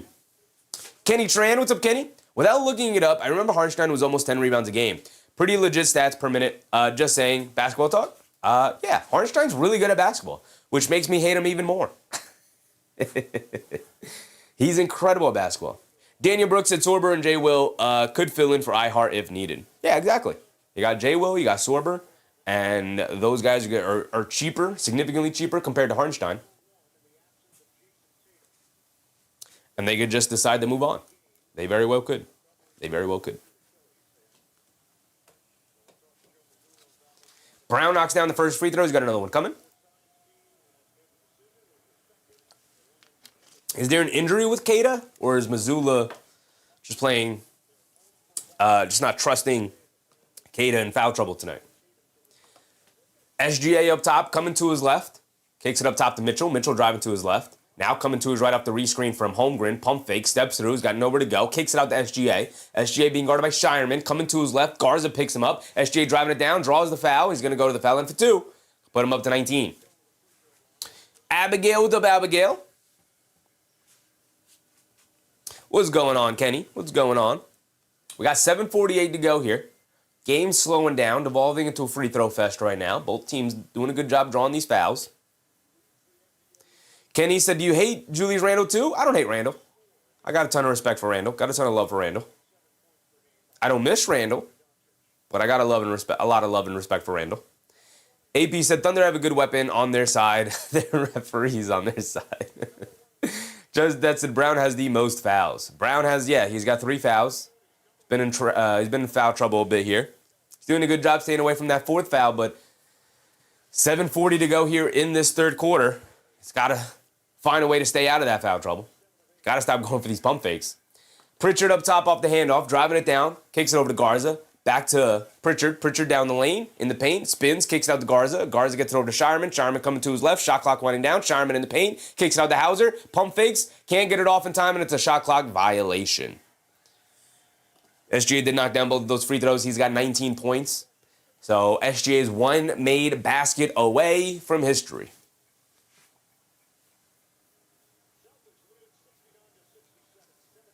A little over 7 minutes to go. Mitchell up top being guarded by Brown. Coming to his right. Hands it off to Wallace. Wallace gets it over to SGA. SGA being guarded by Shireman. Jab step. Crowd on their feet. Pump fake. Pump fake. Pump fake. Puts it up. Got it to go. And history is made. History is made. Pull up 3 for Brown, looking for an answer. He can't get it to go. Lou Dort with the rebound. Here comes SGA bringing it down. He has it up top. Crosses over to his right. Pulls it back. Step back. Pump fake over to Dort. Dort the open 3. Dort can't get it to go. Fight for the rebound. Mitchell ends up with it and he lays it up and in. And the Thunder have taken the lead. Celtics call a timeout. And the crowd will celebrate history being made. Now, this is not necessarily the most well-known record in the world. So, unlike when Steph Curry broke the 3-point makes record, they didn't stop the game, which was ridiculous back then when they did it, but it was in the Garden, so of course they did it. They will just simply put a nice, cute little graphic up for SGA. 127 consecutive 20-point games. There it is. There it is.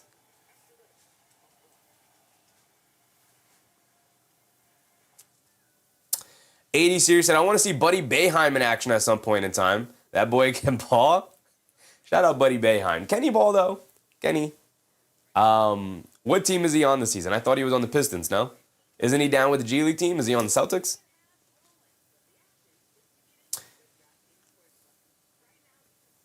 AP said, how did OKC rip off Philadelphia? I don't get it. They get Philly's pick. We could look it up. We could look it up. Did they get Philly? Are we talking about the McCain trade? Thunder picks.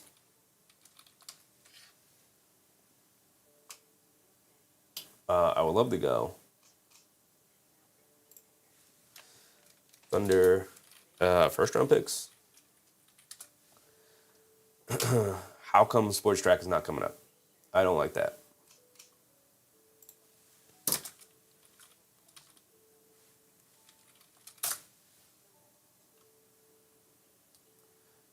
We could open fan spell, that's fine. We could check out their picks here and see where they come from, exactly what deals. We're talking about the McCain trade. So in 2026 alone, they have possibly, and this is really far away, they have possibly three first-round picks. They have their own, which will obviously be a very late first-round pick in the late 20s, possibly even the 30th pick, the last pick. They have Philadelphia's pick, top 4 protected. How do they get that pick? I wish they would tell us the trade. I wish they would tell us the trade here. The Paul George trade, that's a Danny Bro. Is it the Paul George trade? I mean, Paul George went to the Clippers in that trade. So how did they get Philly's pick? 2026 Philly first round.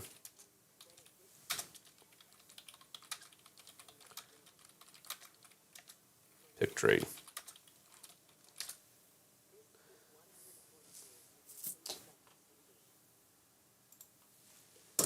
Got to type in 76ers because now the Eagles are coming up.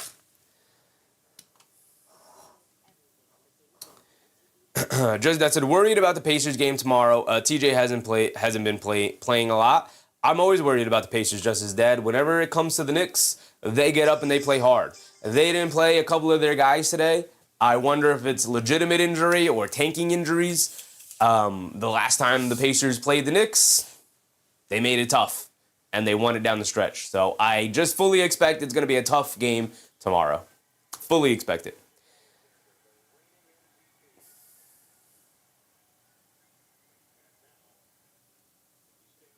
So the McCain trade, the Thunder sent Houston's first-round pick, which is a bad pick. And everybody knows it's a bad pick. How did that happen? Here we go. We're back into it. Brown down the lane to the rim. Righty layup. Can't get it to go. Rebound to Lou Dort, and he's bringing it down the other way. We are quickly approaching the halfway point of this third quarter here. Mitchell has it up top, coming to his left, dancing with it against Pritchard, crossing over, down the lane, kicks it out to Dort. Dort in the left corner, tagging to his right. Queta switched onto him. Queta in the game, so no injury. Just wanting to start with Garza, I guess. Wiggins down the lane, kicks it out to Lou Dort, a left wing three wide open. He can't get it to go. Rebound to Shireman. Here comes Brown. 6 minutes to go now. We are at the halfway point. Brown crossing over on Dort, leans in, step back, foul line jumper. Got it to go for Jaylen Brown. Jump shot, especially that mid-range jump shot, starting to get calibrated here for Brown after a slow-moving first quarter for him. Mitchell, especially from that mid-range, knocks down the foul line pull-up jumper over Queta. Just not closing out enough in that space. And now we're trading baskets, 73-71. Brown has it up top, being guarded by Dort. Brown coming to his right. Mitchell switched onto him. Brown gets it out to Shireman. Shireman settles for the deep left wing three with like 10 on the clock, and he knocks it down. Nothing but net. My goodness, what a shot. Was just in rhythm. He was just feeling it. He was simply just feeling it. Mitchell has it up top, gets it down low to J. Will, kicks it out to Dort, gets it over to Wiggins, right corner three, can't get it to go. Well contested, didn't love that shot from Wiggins right there. Brown gets it over to Shireman. Shireman back to Brown. Brown coming to his left off the Queta screen. Pull-up three for Brown. Got the pull-up three to go. And like I said, that jump shot starting to get calibrated for Jaylen Brown. Here comes A.J. Mitchell. He has it up top. Crossing over to his left, down the lane, in the paint. Shovels it inside to Wiggins. Wiggins gets the layup. And A.J. Mitchell directing the offense right now for the Thunder. Doing a pretty dang good job of it. Brown driving it down to the paint, shovels it over to Queta. Queta, the two-handed slam. J. Will flops to the floor looking for the charge. Doesn't get the benefit of the doubt on that one. Stay tense. And how many points does SGA have? SGA has 21 points. History has been made tonight. A.J. Mitchell up top, crosses over, down the lane, gets stripped by Hugo Gonzalez. What a read and steal by Gonzalez there. Brown down the lane, ball knocked out of his hands. And it's going to stay here with the Celtics. Thunder the last to touch it.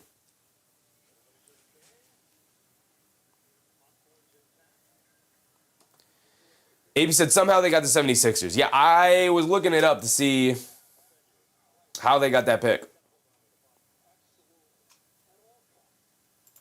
I will find it. I just have to be, TADTM said, just tuning in, did McCain get hurt? I see he only played 6 minutes so far. He didn't get hurt, he just didn't play well. He just did not play well. We're going to get a timeout here. I think the Thunder might be challenging. No indication from the broadcast. It is one of my biggest pet peeves right now from broadcasting teams. They almost never indicate whether or not there's a challenge. Now, maybe they didn't indicate it because there is no challenge, so maybe it's just a simple timeout.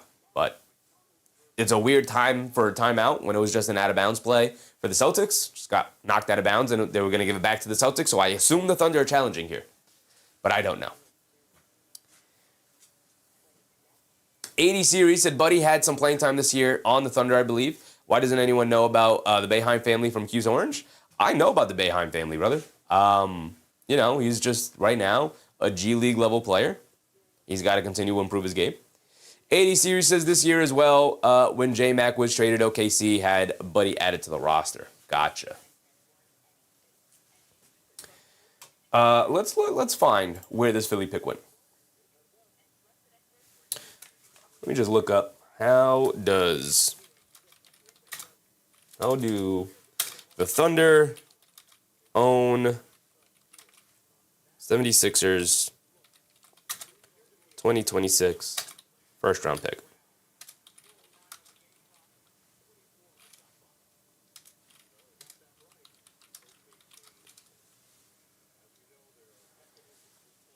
So OKC loses the challenge. Terrible challenge on an out of bounds call. Terrible challenge.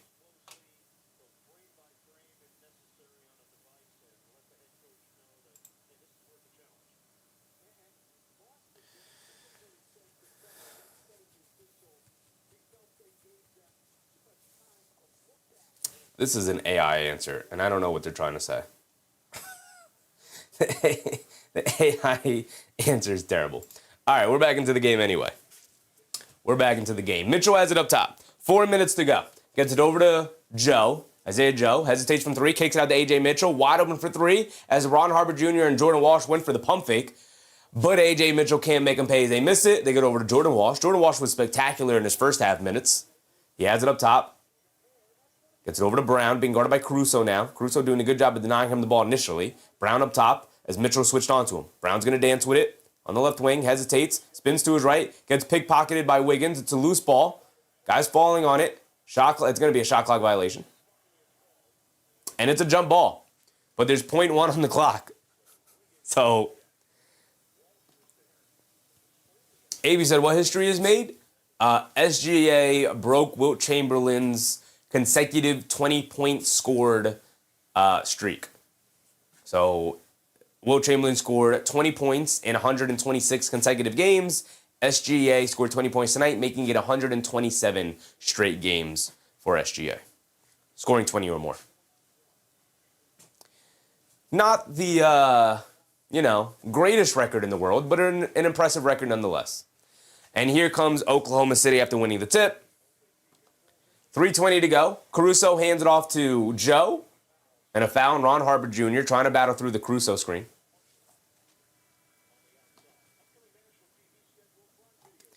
Bruce Fowler said, all that talk earlier, no mention of Syracuse and Pro Washington. Shame on me. Shout out Pro Washington, man. A legend. A true legend.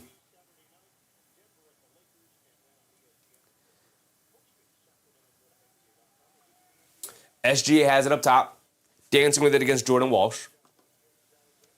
SGA gets it over to J. Will. J. Will gets blocked by Hugo Gonzalez on the three. What a block. Thunder still end up with the ball in the loose ball. SGA driving it down against Queta, gets tripped up and falls. And now here come the Celtics. Brown, it's a 5-on-4. Kicks it out to Gonzalez. Over to Walsh, over to Brown. Brown attacks the lane in the paint. Pump fakes, kicks out to Walsh. He'll line up the three. Can't get it to go. Rebound, careens out of bounds, and the ball will go back to the Thunder.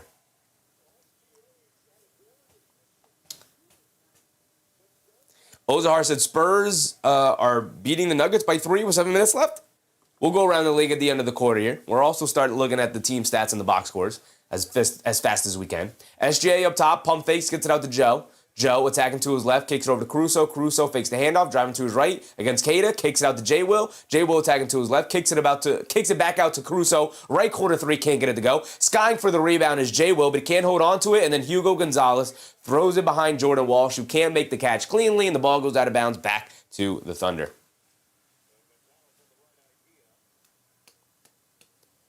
$79-75 here. SGA has it up top. He's being guarded by Jordan Walsh. Crossing over to his right. Queta switched onto him. SGA is going to look to attack this. Bullet pass inside to Caruso, who lays it up and in. Queta came up for maybe an ill-advised double team. Or that was Jordan Walsh after Queta was switched on to SGA, who came up for maybe an ill-advised double team. And SGA beat the double team easily by finding Caruso into the basket by himself. Brown down the lane, kicks it out to Ron Harper Jr., extra pass to Gonzalez. Gonzalez down the lane, back inside to Brown, and the two-handed slam for Jaylen Brown. 81-77, under 2 minutes to go here in this third. Caruso bringing it down, leaves it off for Joe. Joe off the handoff for three, can't get it to go. Queta the rebound. And Neemias Queta will bring it down. Queta has it up top, hands it off to Gonzalez. Gonzalez over to Brown. Brown being guarded by Caruso. He's going to attack to his left, spins to his right. In the paint, kicks it out the Walsh. Extra pass, Ron Harper Jr., right corner three. Can't get it to go. Battle for the rebound and a loose ball foul on Isaiah Joe. Hugo Gonzalez continuously attacking the offensive rebounds this time. Doesn't grab the offensive rebound, but draws the foul. And the possession will go back to the Celtics. Ozar said Boston needs this win. I don't know if they need a win.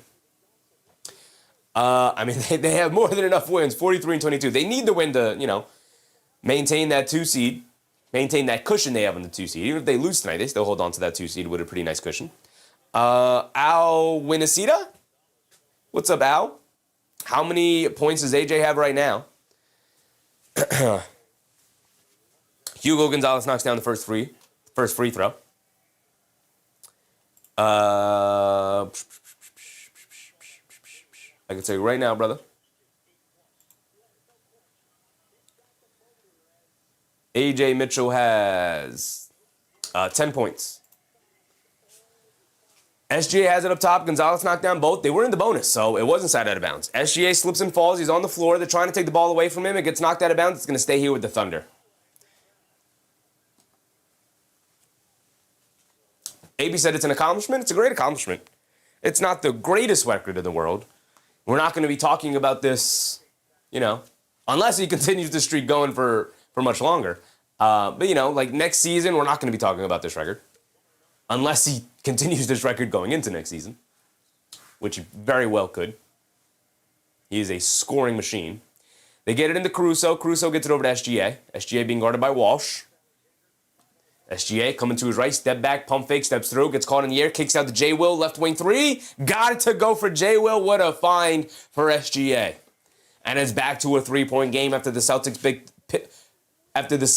built up a 6-point lead. Ron Harper Jr. has it up top, trying to get it to Brown. Can't. Great denial defense from Caruso. They finally do get it to Brown. Brown, guarded by Caruso, coming to his right, sees a double team. Brown inside pass to Ron Harper. They kick it out. Hugo Gonzalez, wide open left wing three. Comes up short on it. Battle for the loose ball, knocked out of bounds. And it's going to go to the Thunder. 34 seconds to go here.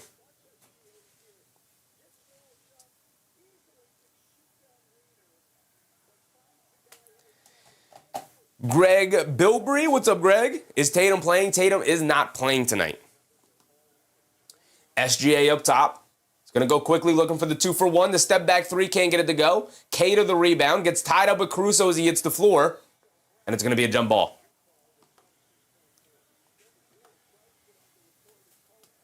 A jump ball, 26.4 seconds to go here in the third quarter, 83-80. I will say the Celtics have done an excellent job of maintaining the lead.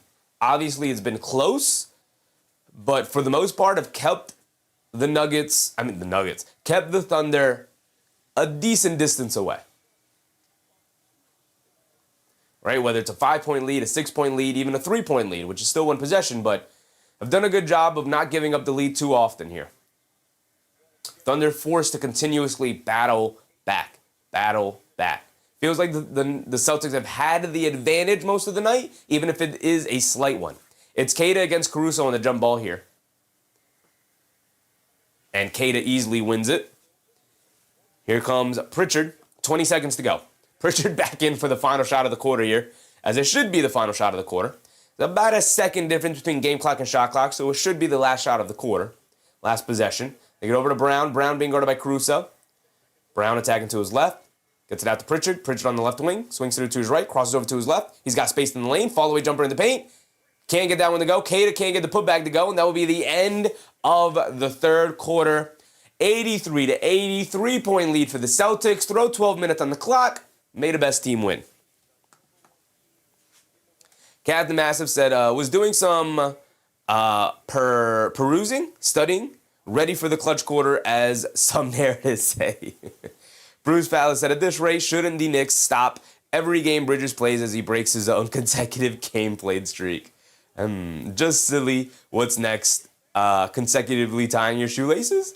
I mean, the Iron Man streak is an impressive streak. Scoring 20 or more is an impressive streak. If it wasn't an impressive streak, you would see more names up on that list. It's really Wilt Chamberlain. Now it's SGA, Wilt Chamberlain, and then Wilt Chamberlain again. So, if more people could do it, more people would do it. Same argument I would have for the Bam 83-point game. If a player could score 80 points in a game, they would score 80 points in the game. We would see that a little bit more often. We would see 70-point games more often. We would see 60-point games more often.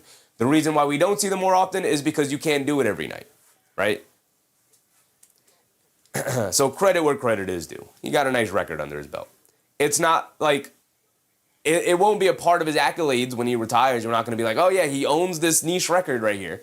But it's a record nonetheless, so we'll celebrate it. Not a big celebration, but we'll go, hey man, congratulations, that's impressive. Rano said on the Thunder playing short. The Thunder are always playing short. They have no Harnstein, no J-Dub tonight. Jose Navarro, what's up, Jose? Do you think they'll take Brown out in the fourth quarter? Probably, brother. Probably. He'll get some rest. Christian Blaze, Nuggets up 4. I said we would go over the box scores, but now I kind of want to go around the league. As I don't have any of that open. Yeah. So Nuggets now up by 9. So the Nuggets are pulling away from the Spurs. 128-119. My hat's in the way. We'll go around the league real quick. Then we'll try to run down.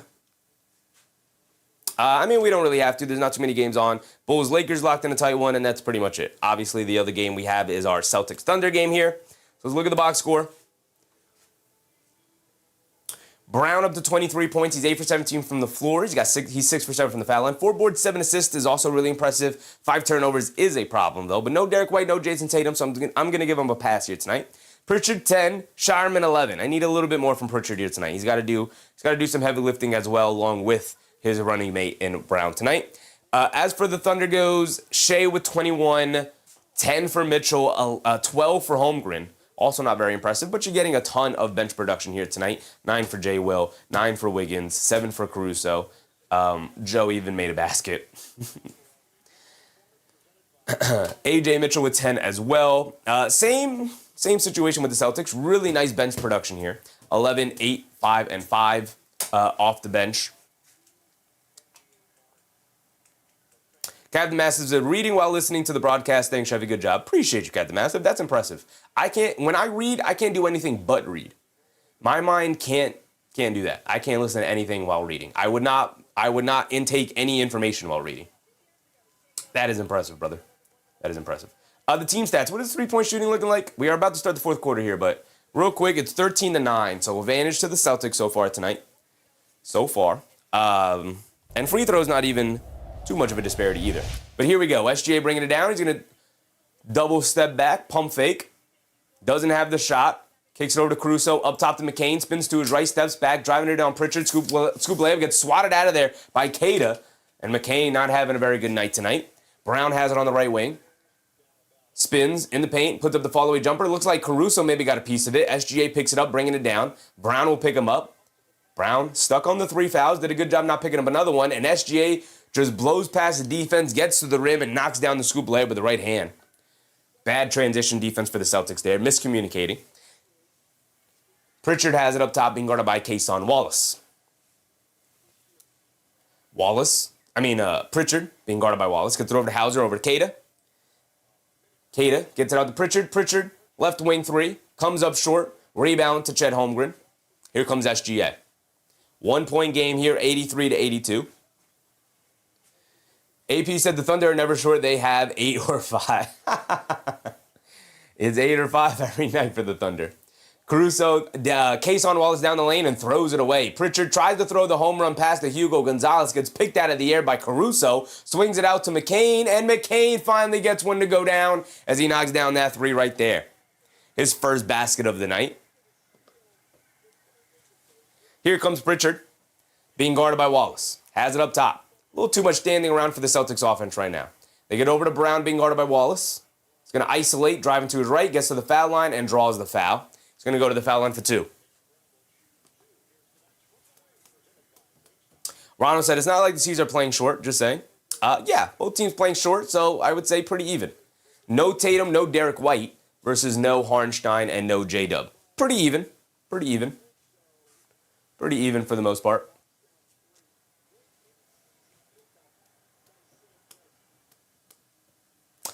AP said, tough game for me. I can't, in good conscience, root for any of these teams. I do like Boston's clothes, though.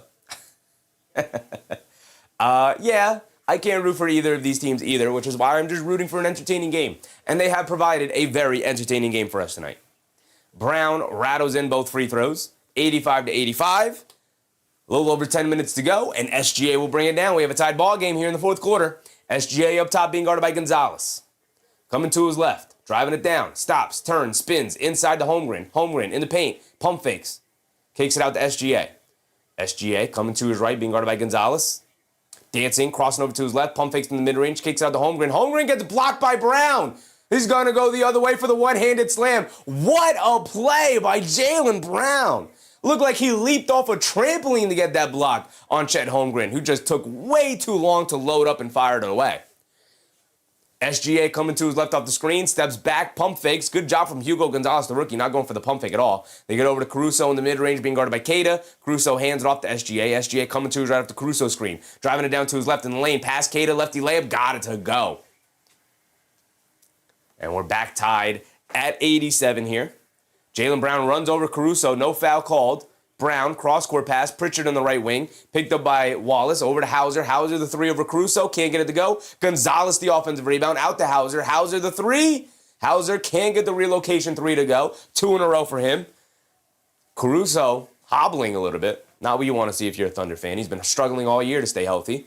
SGA up top, gets it over to Caruso, pass fake, fires up the 3, comes up well short on it. Hauser the rebound. I was about to say offense the best medicine, but he did fire away that 3 confidently. He came up well short on it, though. A step back 3 for Pritchard, way off on that one. Queta, the offensive rebound, has it in the paint. Drop step lefty hook, can't get it to go over Holmgren, and Holmgren recovers the rebound, hands it off to Wallace, and they get it over to SGA. And a timeout for the Thunder, and Caruso still leaning over in pain, it looks like. That's what it looks like, at least. 8:30 to go here.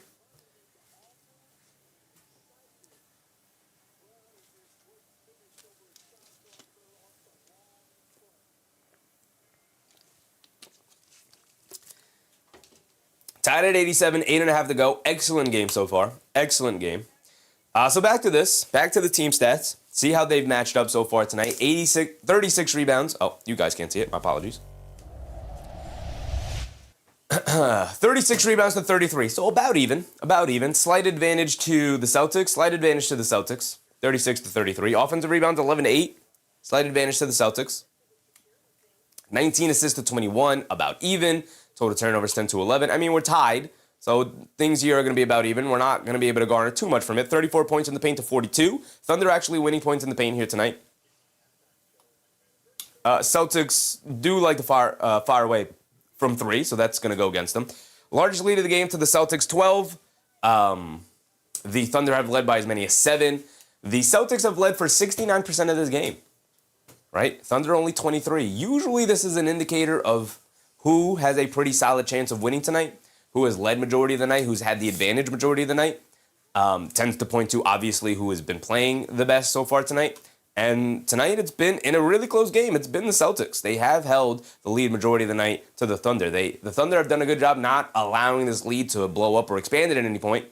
But the Celtics also, by the way, winning the possession battle pretty decisively here by 8. 8 shot attempts is a nice number to be up by in the possession battle. 86 attempts to 68. 13 for 39 from 3 compared to 10 to 36 from 3. Slight advantage there to the Celtics. AP said, when the Knicks are short, no one cares. The national headline is the Knicks lost. Very true. Very true. I mean, the Knicks have been short since Deuce McBride went down. And I have maintained all season that the Knicks are not a deep enough team to overcome injuries to important role players or even important players in general. And I consider Deuce McBride an incredibly important player to this team.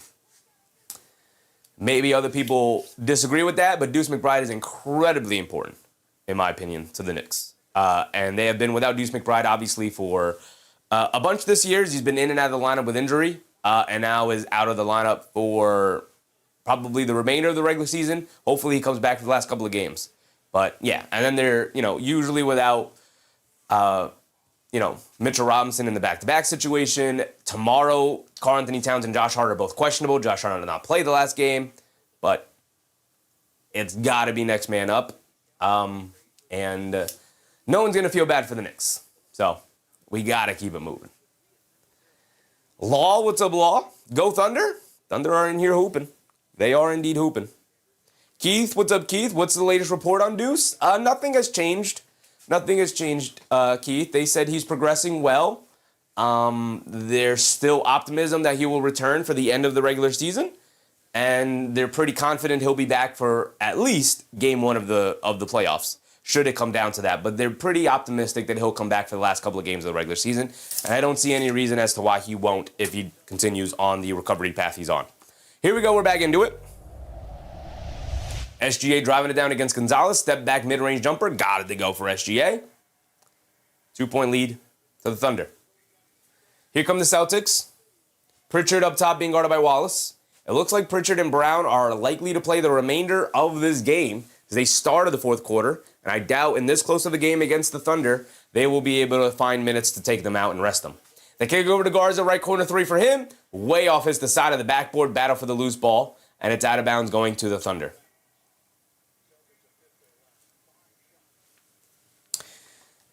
The Celtics have missed their last 5 shots, a lot of them coming from three-point range, settling right now. And we know that could indeed be the downfall of the Celtics. We saw it end of their season last year in the playoffs. Settling for perimeter shots. McCain, a left wing three, can't get that one to go. Shireman, the rebound. Here comes Jaylen Brown pushing it the other way. Brown up top, attacking Dort, crossing over to his left in the lane. Pump fake goes up, gets blocked from behind by SGA, and the rebound over to Wallace. Wallace pushing it. Wallace in the paint, driving it down, not in the paint, but attacking Brown off the dribble. Leaves it off for J. Will, walks into a straightaway three, can't get it to go. Rebound to Gonzalez. Now the Thunder settling for pull-up threes here. Don't love that offense. They get it out to Shireman. Shireman on the left wing. Kicks it over to Gonzalez, back up top to Shireman. Shireman lobs it down low to Garza, catches it in the paint, pump fake, draws the foul, going to the foul line for 2. Good pump fake from Garza. Good battle down low to gain positioning. Good interior pass from Shireman there to put it right on the money where Garza could catch it and pump fake. And Garza's at the foul line for 2. Victor Marquez. What's up, Victor? No one cares about the Boston Celtics still. Also, I think people care. They are one of the evil empires in the NBA. Just consistently good. So people care. Feeling the blunt. What's up, Feeling? Put AJ back in. He'll come in probably around the 6-minute mark, I think. McCain hurting him a little bit here tonight. 1 for 6 from the field. Now he comes back in. There he is. Coming in after that first free throw. Garza hit it. And Garza goes 2 for 2 from the foul line. Here come the Thunder. 7 minutes to go. A.J. Mitchell has it on the right wing. Being guarded by Pritchard. Coming to his left up the screen over to SGA. SGA coming to his left, driving it down. Shireman, bump Euro, lefty layup for SGA, nice and easy. SGA now up to 27. And an offensive foul on the Celtics on Luka Garza moving screen. Ball back to the Thunder here with a 2-point lead as we are approaching the halfway point.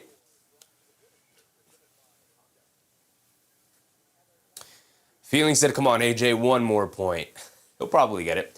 SGA on the left wing being guarded by Gonzalez. Swings through to his right.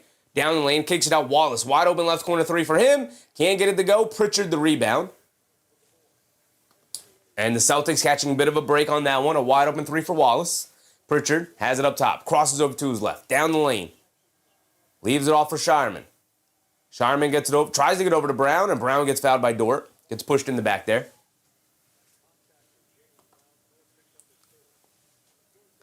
Bagman, what's up, Bagman? Daniel Brooks, Shea Butter.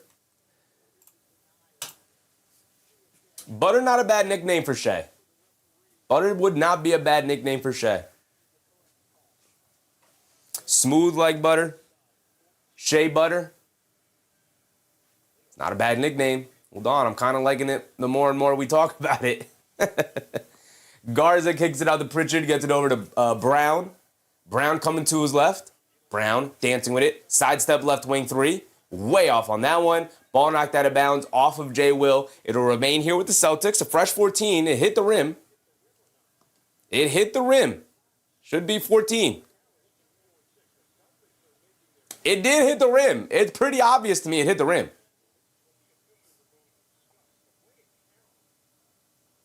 Yeah, it hit the rim. Pretty obvious. It changed courses in the air.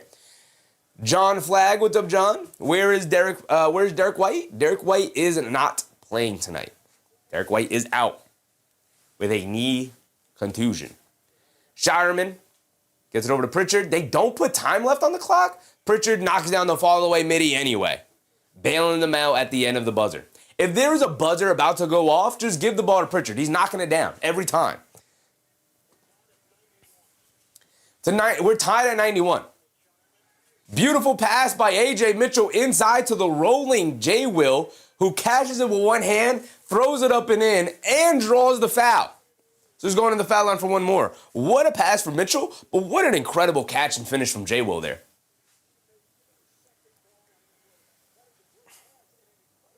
AP said Adam Silver loves the Boston Celtics. He does like himself some Celtics and Lakers, man. He does like them some Celtics and Lakers.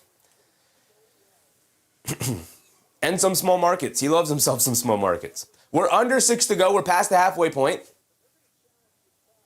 And the Celtics are going to use a challenge. The Celtics are going to use a challenge. I don't know about this one. We saw Dagnall lose his challenge earlier in the game on a really bad out-of-bounds challenge. Ah.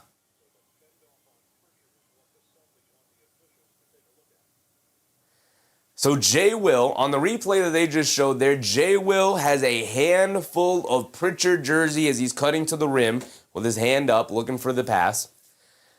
And so I think they're going to overturn this. I kind of like this challenge from Missoula. I like this challenge. Brian, what's up, Brian? Daniel Brooks said J. Will has been big time lately. He has. He has. He might be playing Hartenstein off this team. Probably not. Probably not. But you know what I mean. I just want Hartenstein off this team. I want Hartenstein wrapped up in... I need Hartenstein on the Kings or something. I need him in basketball Siberia.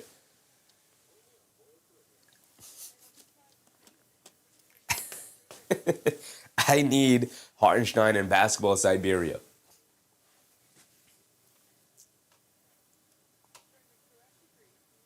Daniel said, I wish we could pay them all. Yeah, the money, especially for a small market like the Thunder, the money's going to get interesting. It's going to get interesting. Bagman said, this is going to be overturned, man. I got OKC money line. Maroon for you, Bagman. Maroon for you.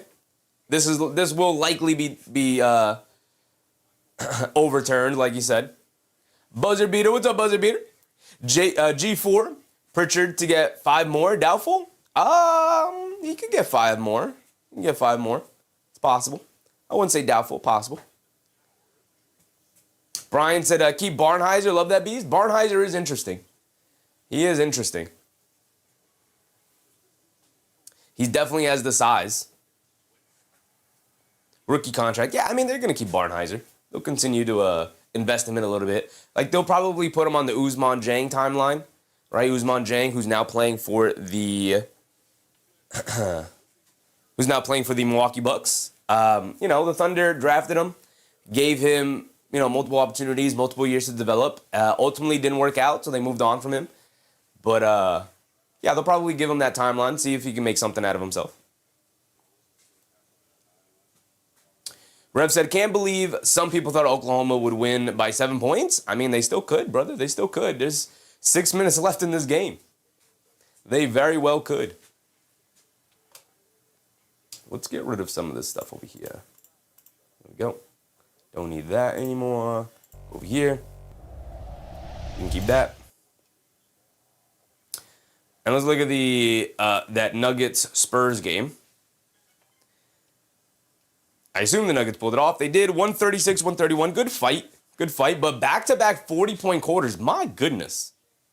My goodness from the Nuggets. 41 and then 42 to pull off the 5-point victory and the comeback against the Spurs here tonight. No Wemby, though. No Wemby.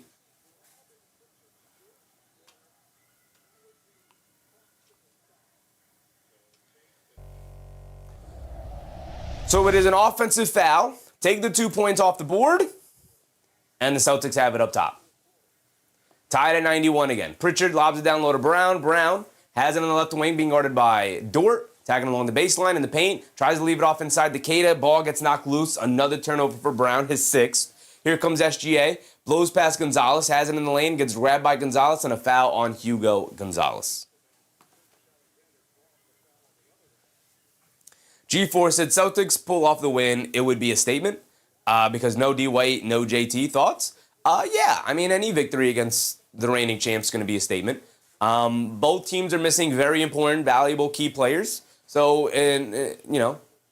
after everything, I think it comes down to a wash. A wash. I think it's pretty even, right? Both teams missing very important players. Brown blows past the defense in the paint against Chet Holmgren. Can't get the layup to go. And then Brown fouls Holmgren going for the rebound. A little bit of frustration foul from Brown there. Brown arguing that he got hit on the arm. I think that was good defense from Chet Holmgren, though, unless somebody else fouls him. Unless Dort here fouls him. Dort lets him go by. And that's clean defense from Chet Holmgren there. That's a tough one to argue against for Brown, in my opinion. Caruso bringing it down. We're still tied at 91.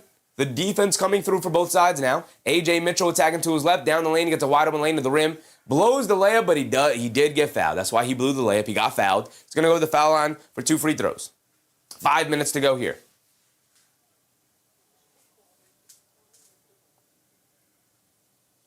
AP, see you tomorrow. See you tomorrow, AP. Enjoy the rest of your night, brother. Whatever's left of it, it's 8:46 p.m. here in the East Coast for me. Brian said, can I have his own opinion? He's entitled. Let him explain himself. What did Daniel say?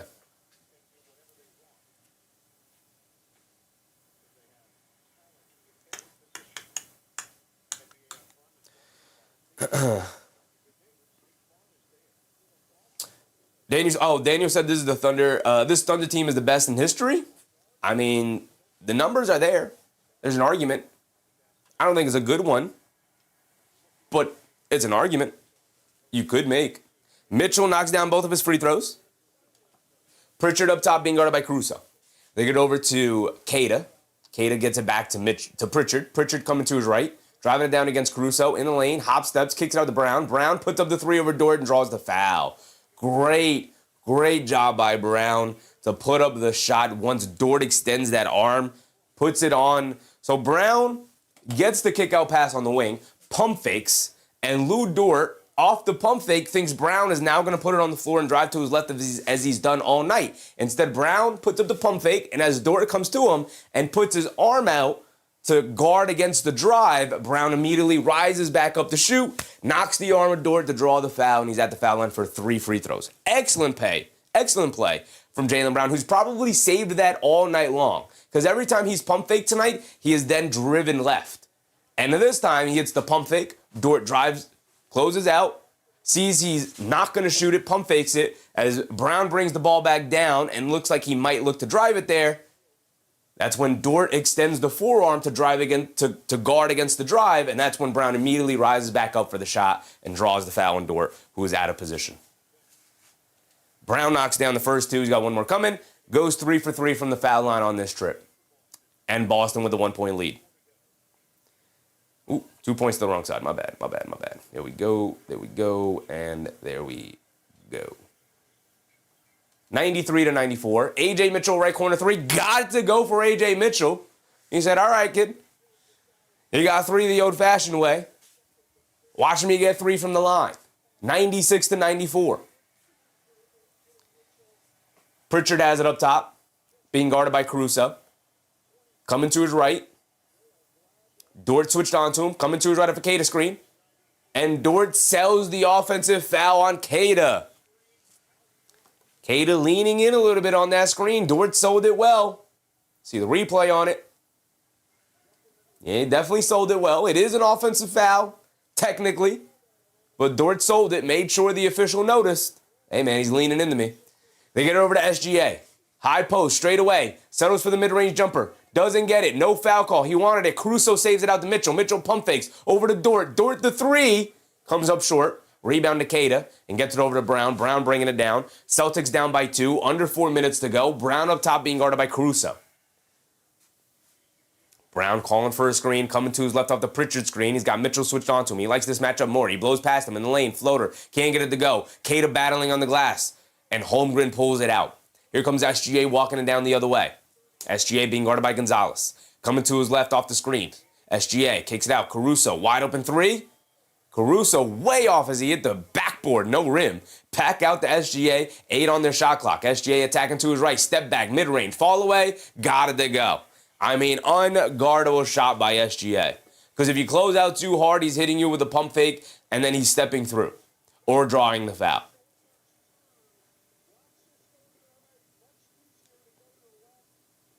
Four-point lead for the Thunder. 3:20 to go here in this fourth quarter. Time winding down. Shea Butter, Daniel. Shea Butter. Eric C. What's up, Eric?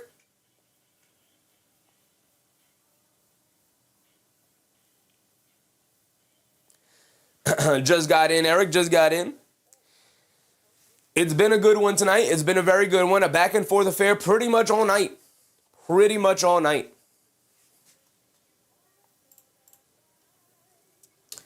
Outside of that, every other game has concluded.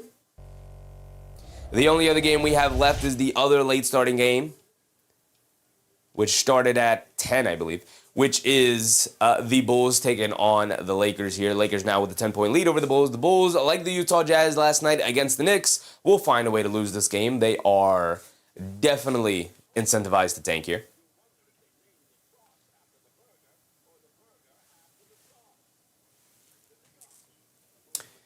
We have a little over 3 minutes to go. Time winding down.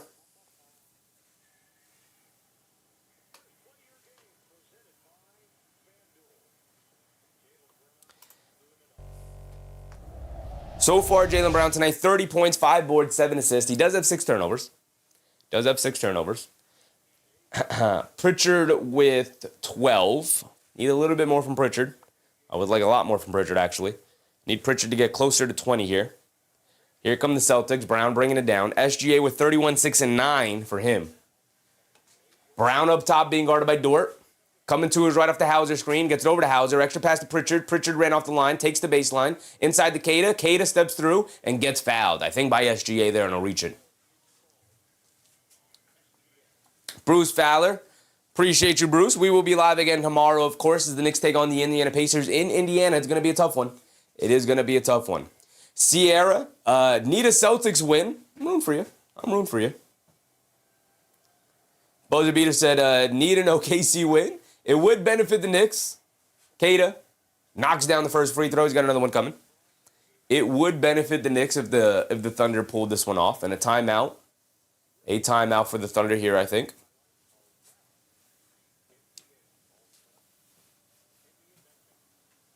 Eric C. said, how have the referees been tonight? Free throw disparity? It's about even. Slight advantage to the Thunder, I believe.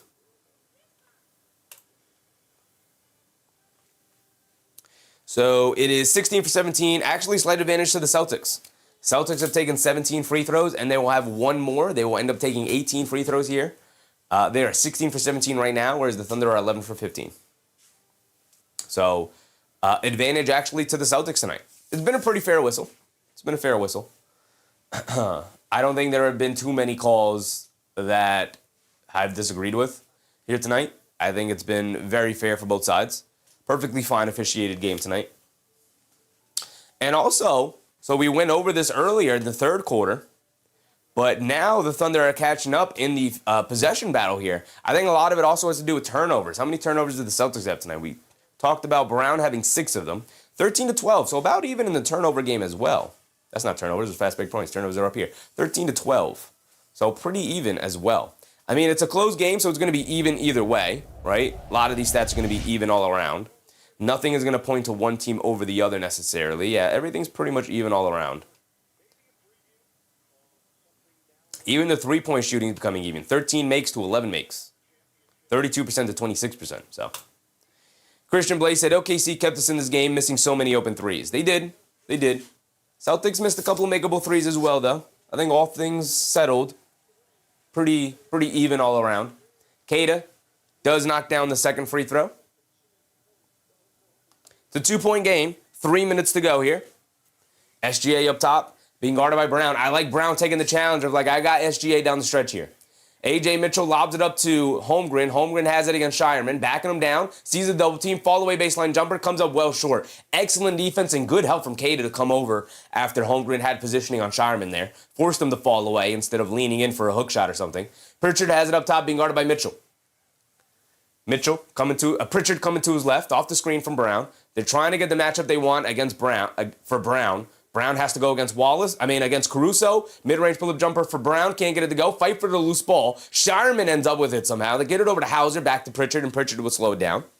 Going to look for a better shot here. Pritchard against SGA. He's going to dance with it one-on-one. Pritchard dancing with it. Has to put it up at the buzzer. He got it to go. SGA all over Payne Pritchard there. And Pritchard said, I don't care who you are. I'm going to knock this shot down anyway. I need more from Payne Pritchard if the Celtics want to pull this one out.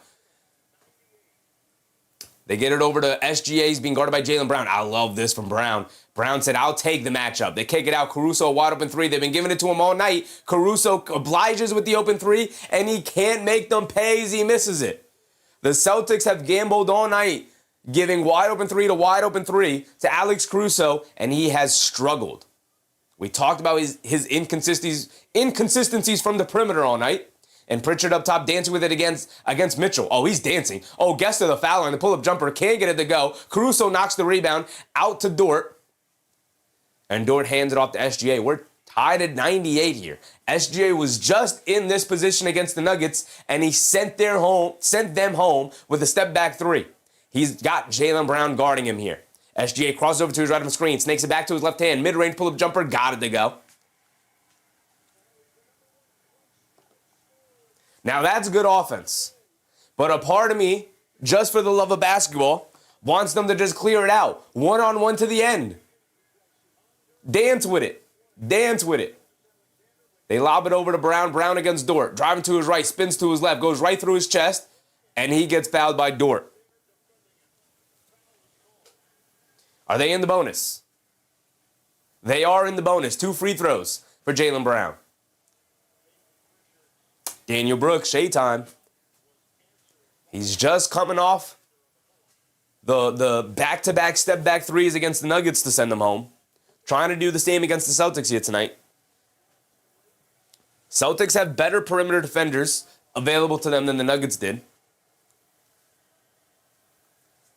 Although Christian Brown, pretty good perimeter defender, and SGA still sunk him. Brown knocks down the first free throw. He's got another one coming.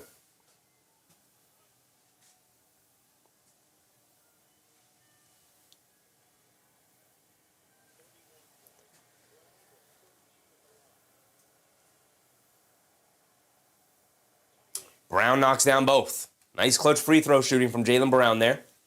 Tied at 150 seconds to go. SGA bringing it down. Here we go. Here we go, folks. Here we go. SGA up top. Isolated against Brown. They're going to run the screen. They are going to run the screen with Caruso. Coming to his right at the screen. Brown runs him over, and they call a foul. Come on. Come on.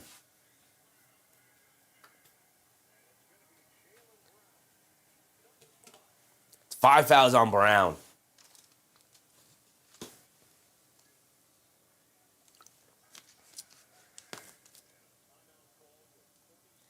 And a timeout here for the Thunder. 14 on their clock, 36.9 to go in this game. We're tied at 100. Tied at 100. If you want to go by the rule, first to 100 wins, the Thunder were the first to 100. Celtics tied it up at 100, so. Brian said, I'm stumbling over my own feet. What's his name? From the LJ 4-point play? I don't remember. I was not alive at the time.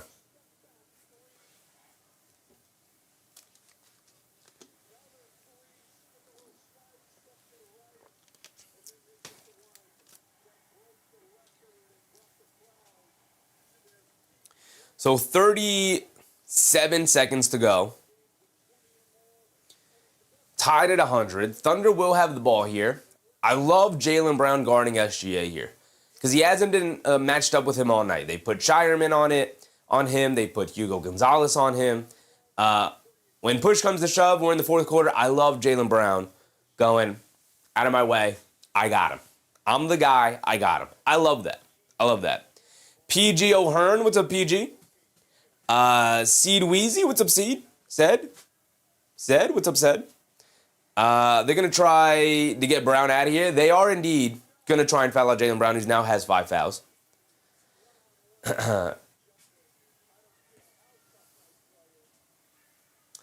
SGA.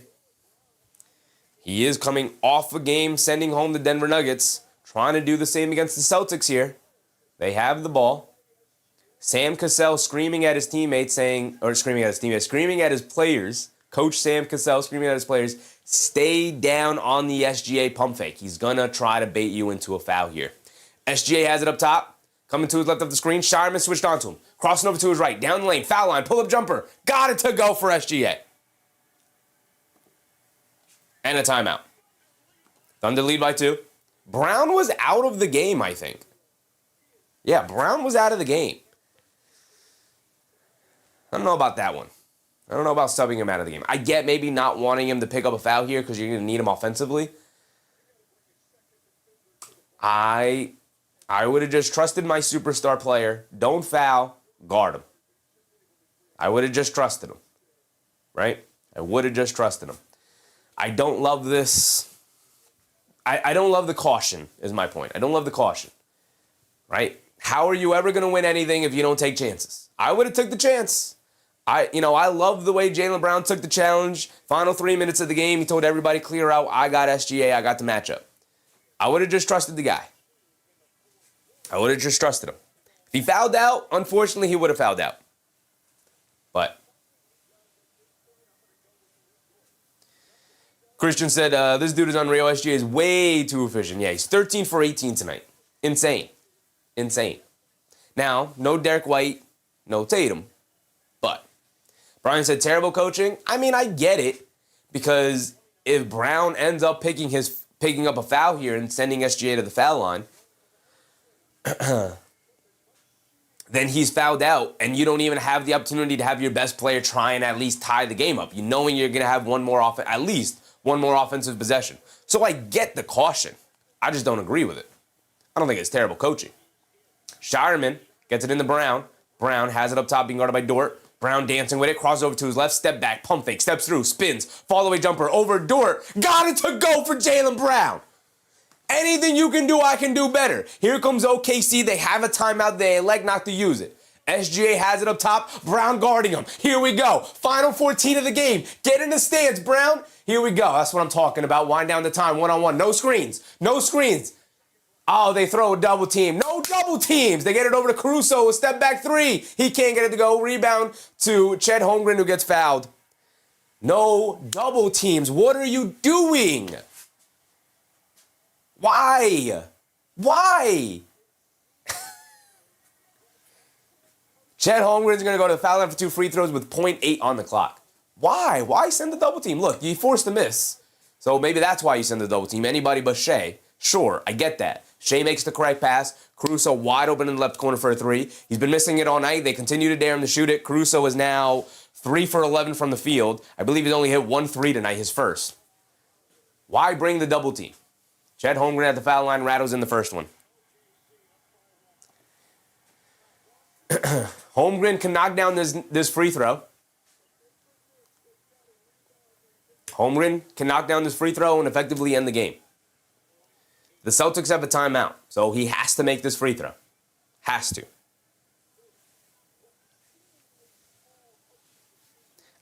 Did you guys see how hyped I was? SGA versus Brown, seconds on the clock, 1-on-1, let's see it. Why bring the double team? And Chet Holmgren ends the game right there, knocking down both free throws. Oh no, why did the Celtics have 102? Why is my score off? It's a 2-point game. My goodness. I'm off. My bad. We're not done yet. We're not done yet.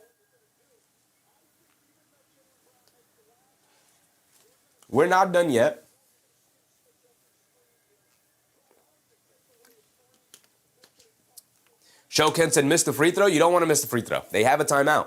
They have a timeout. They could have grabbed the rebound and called the timeout easily.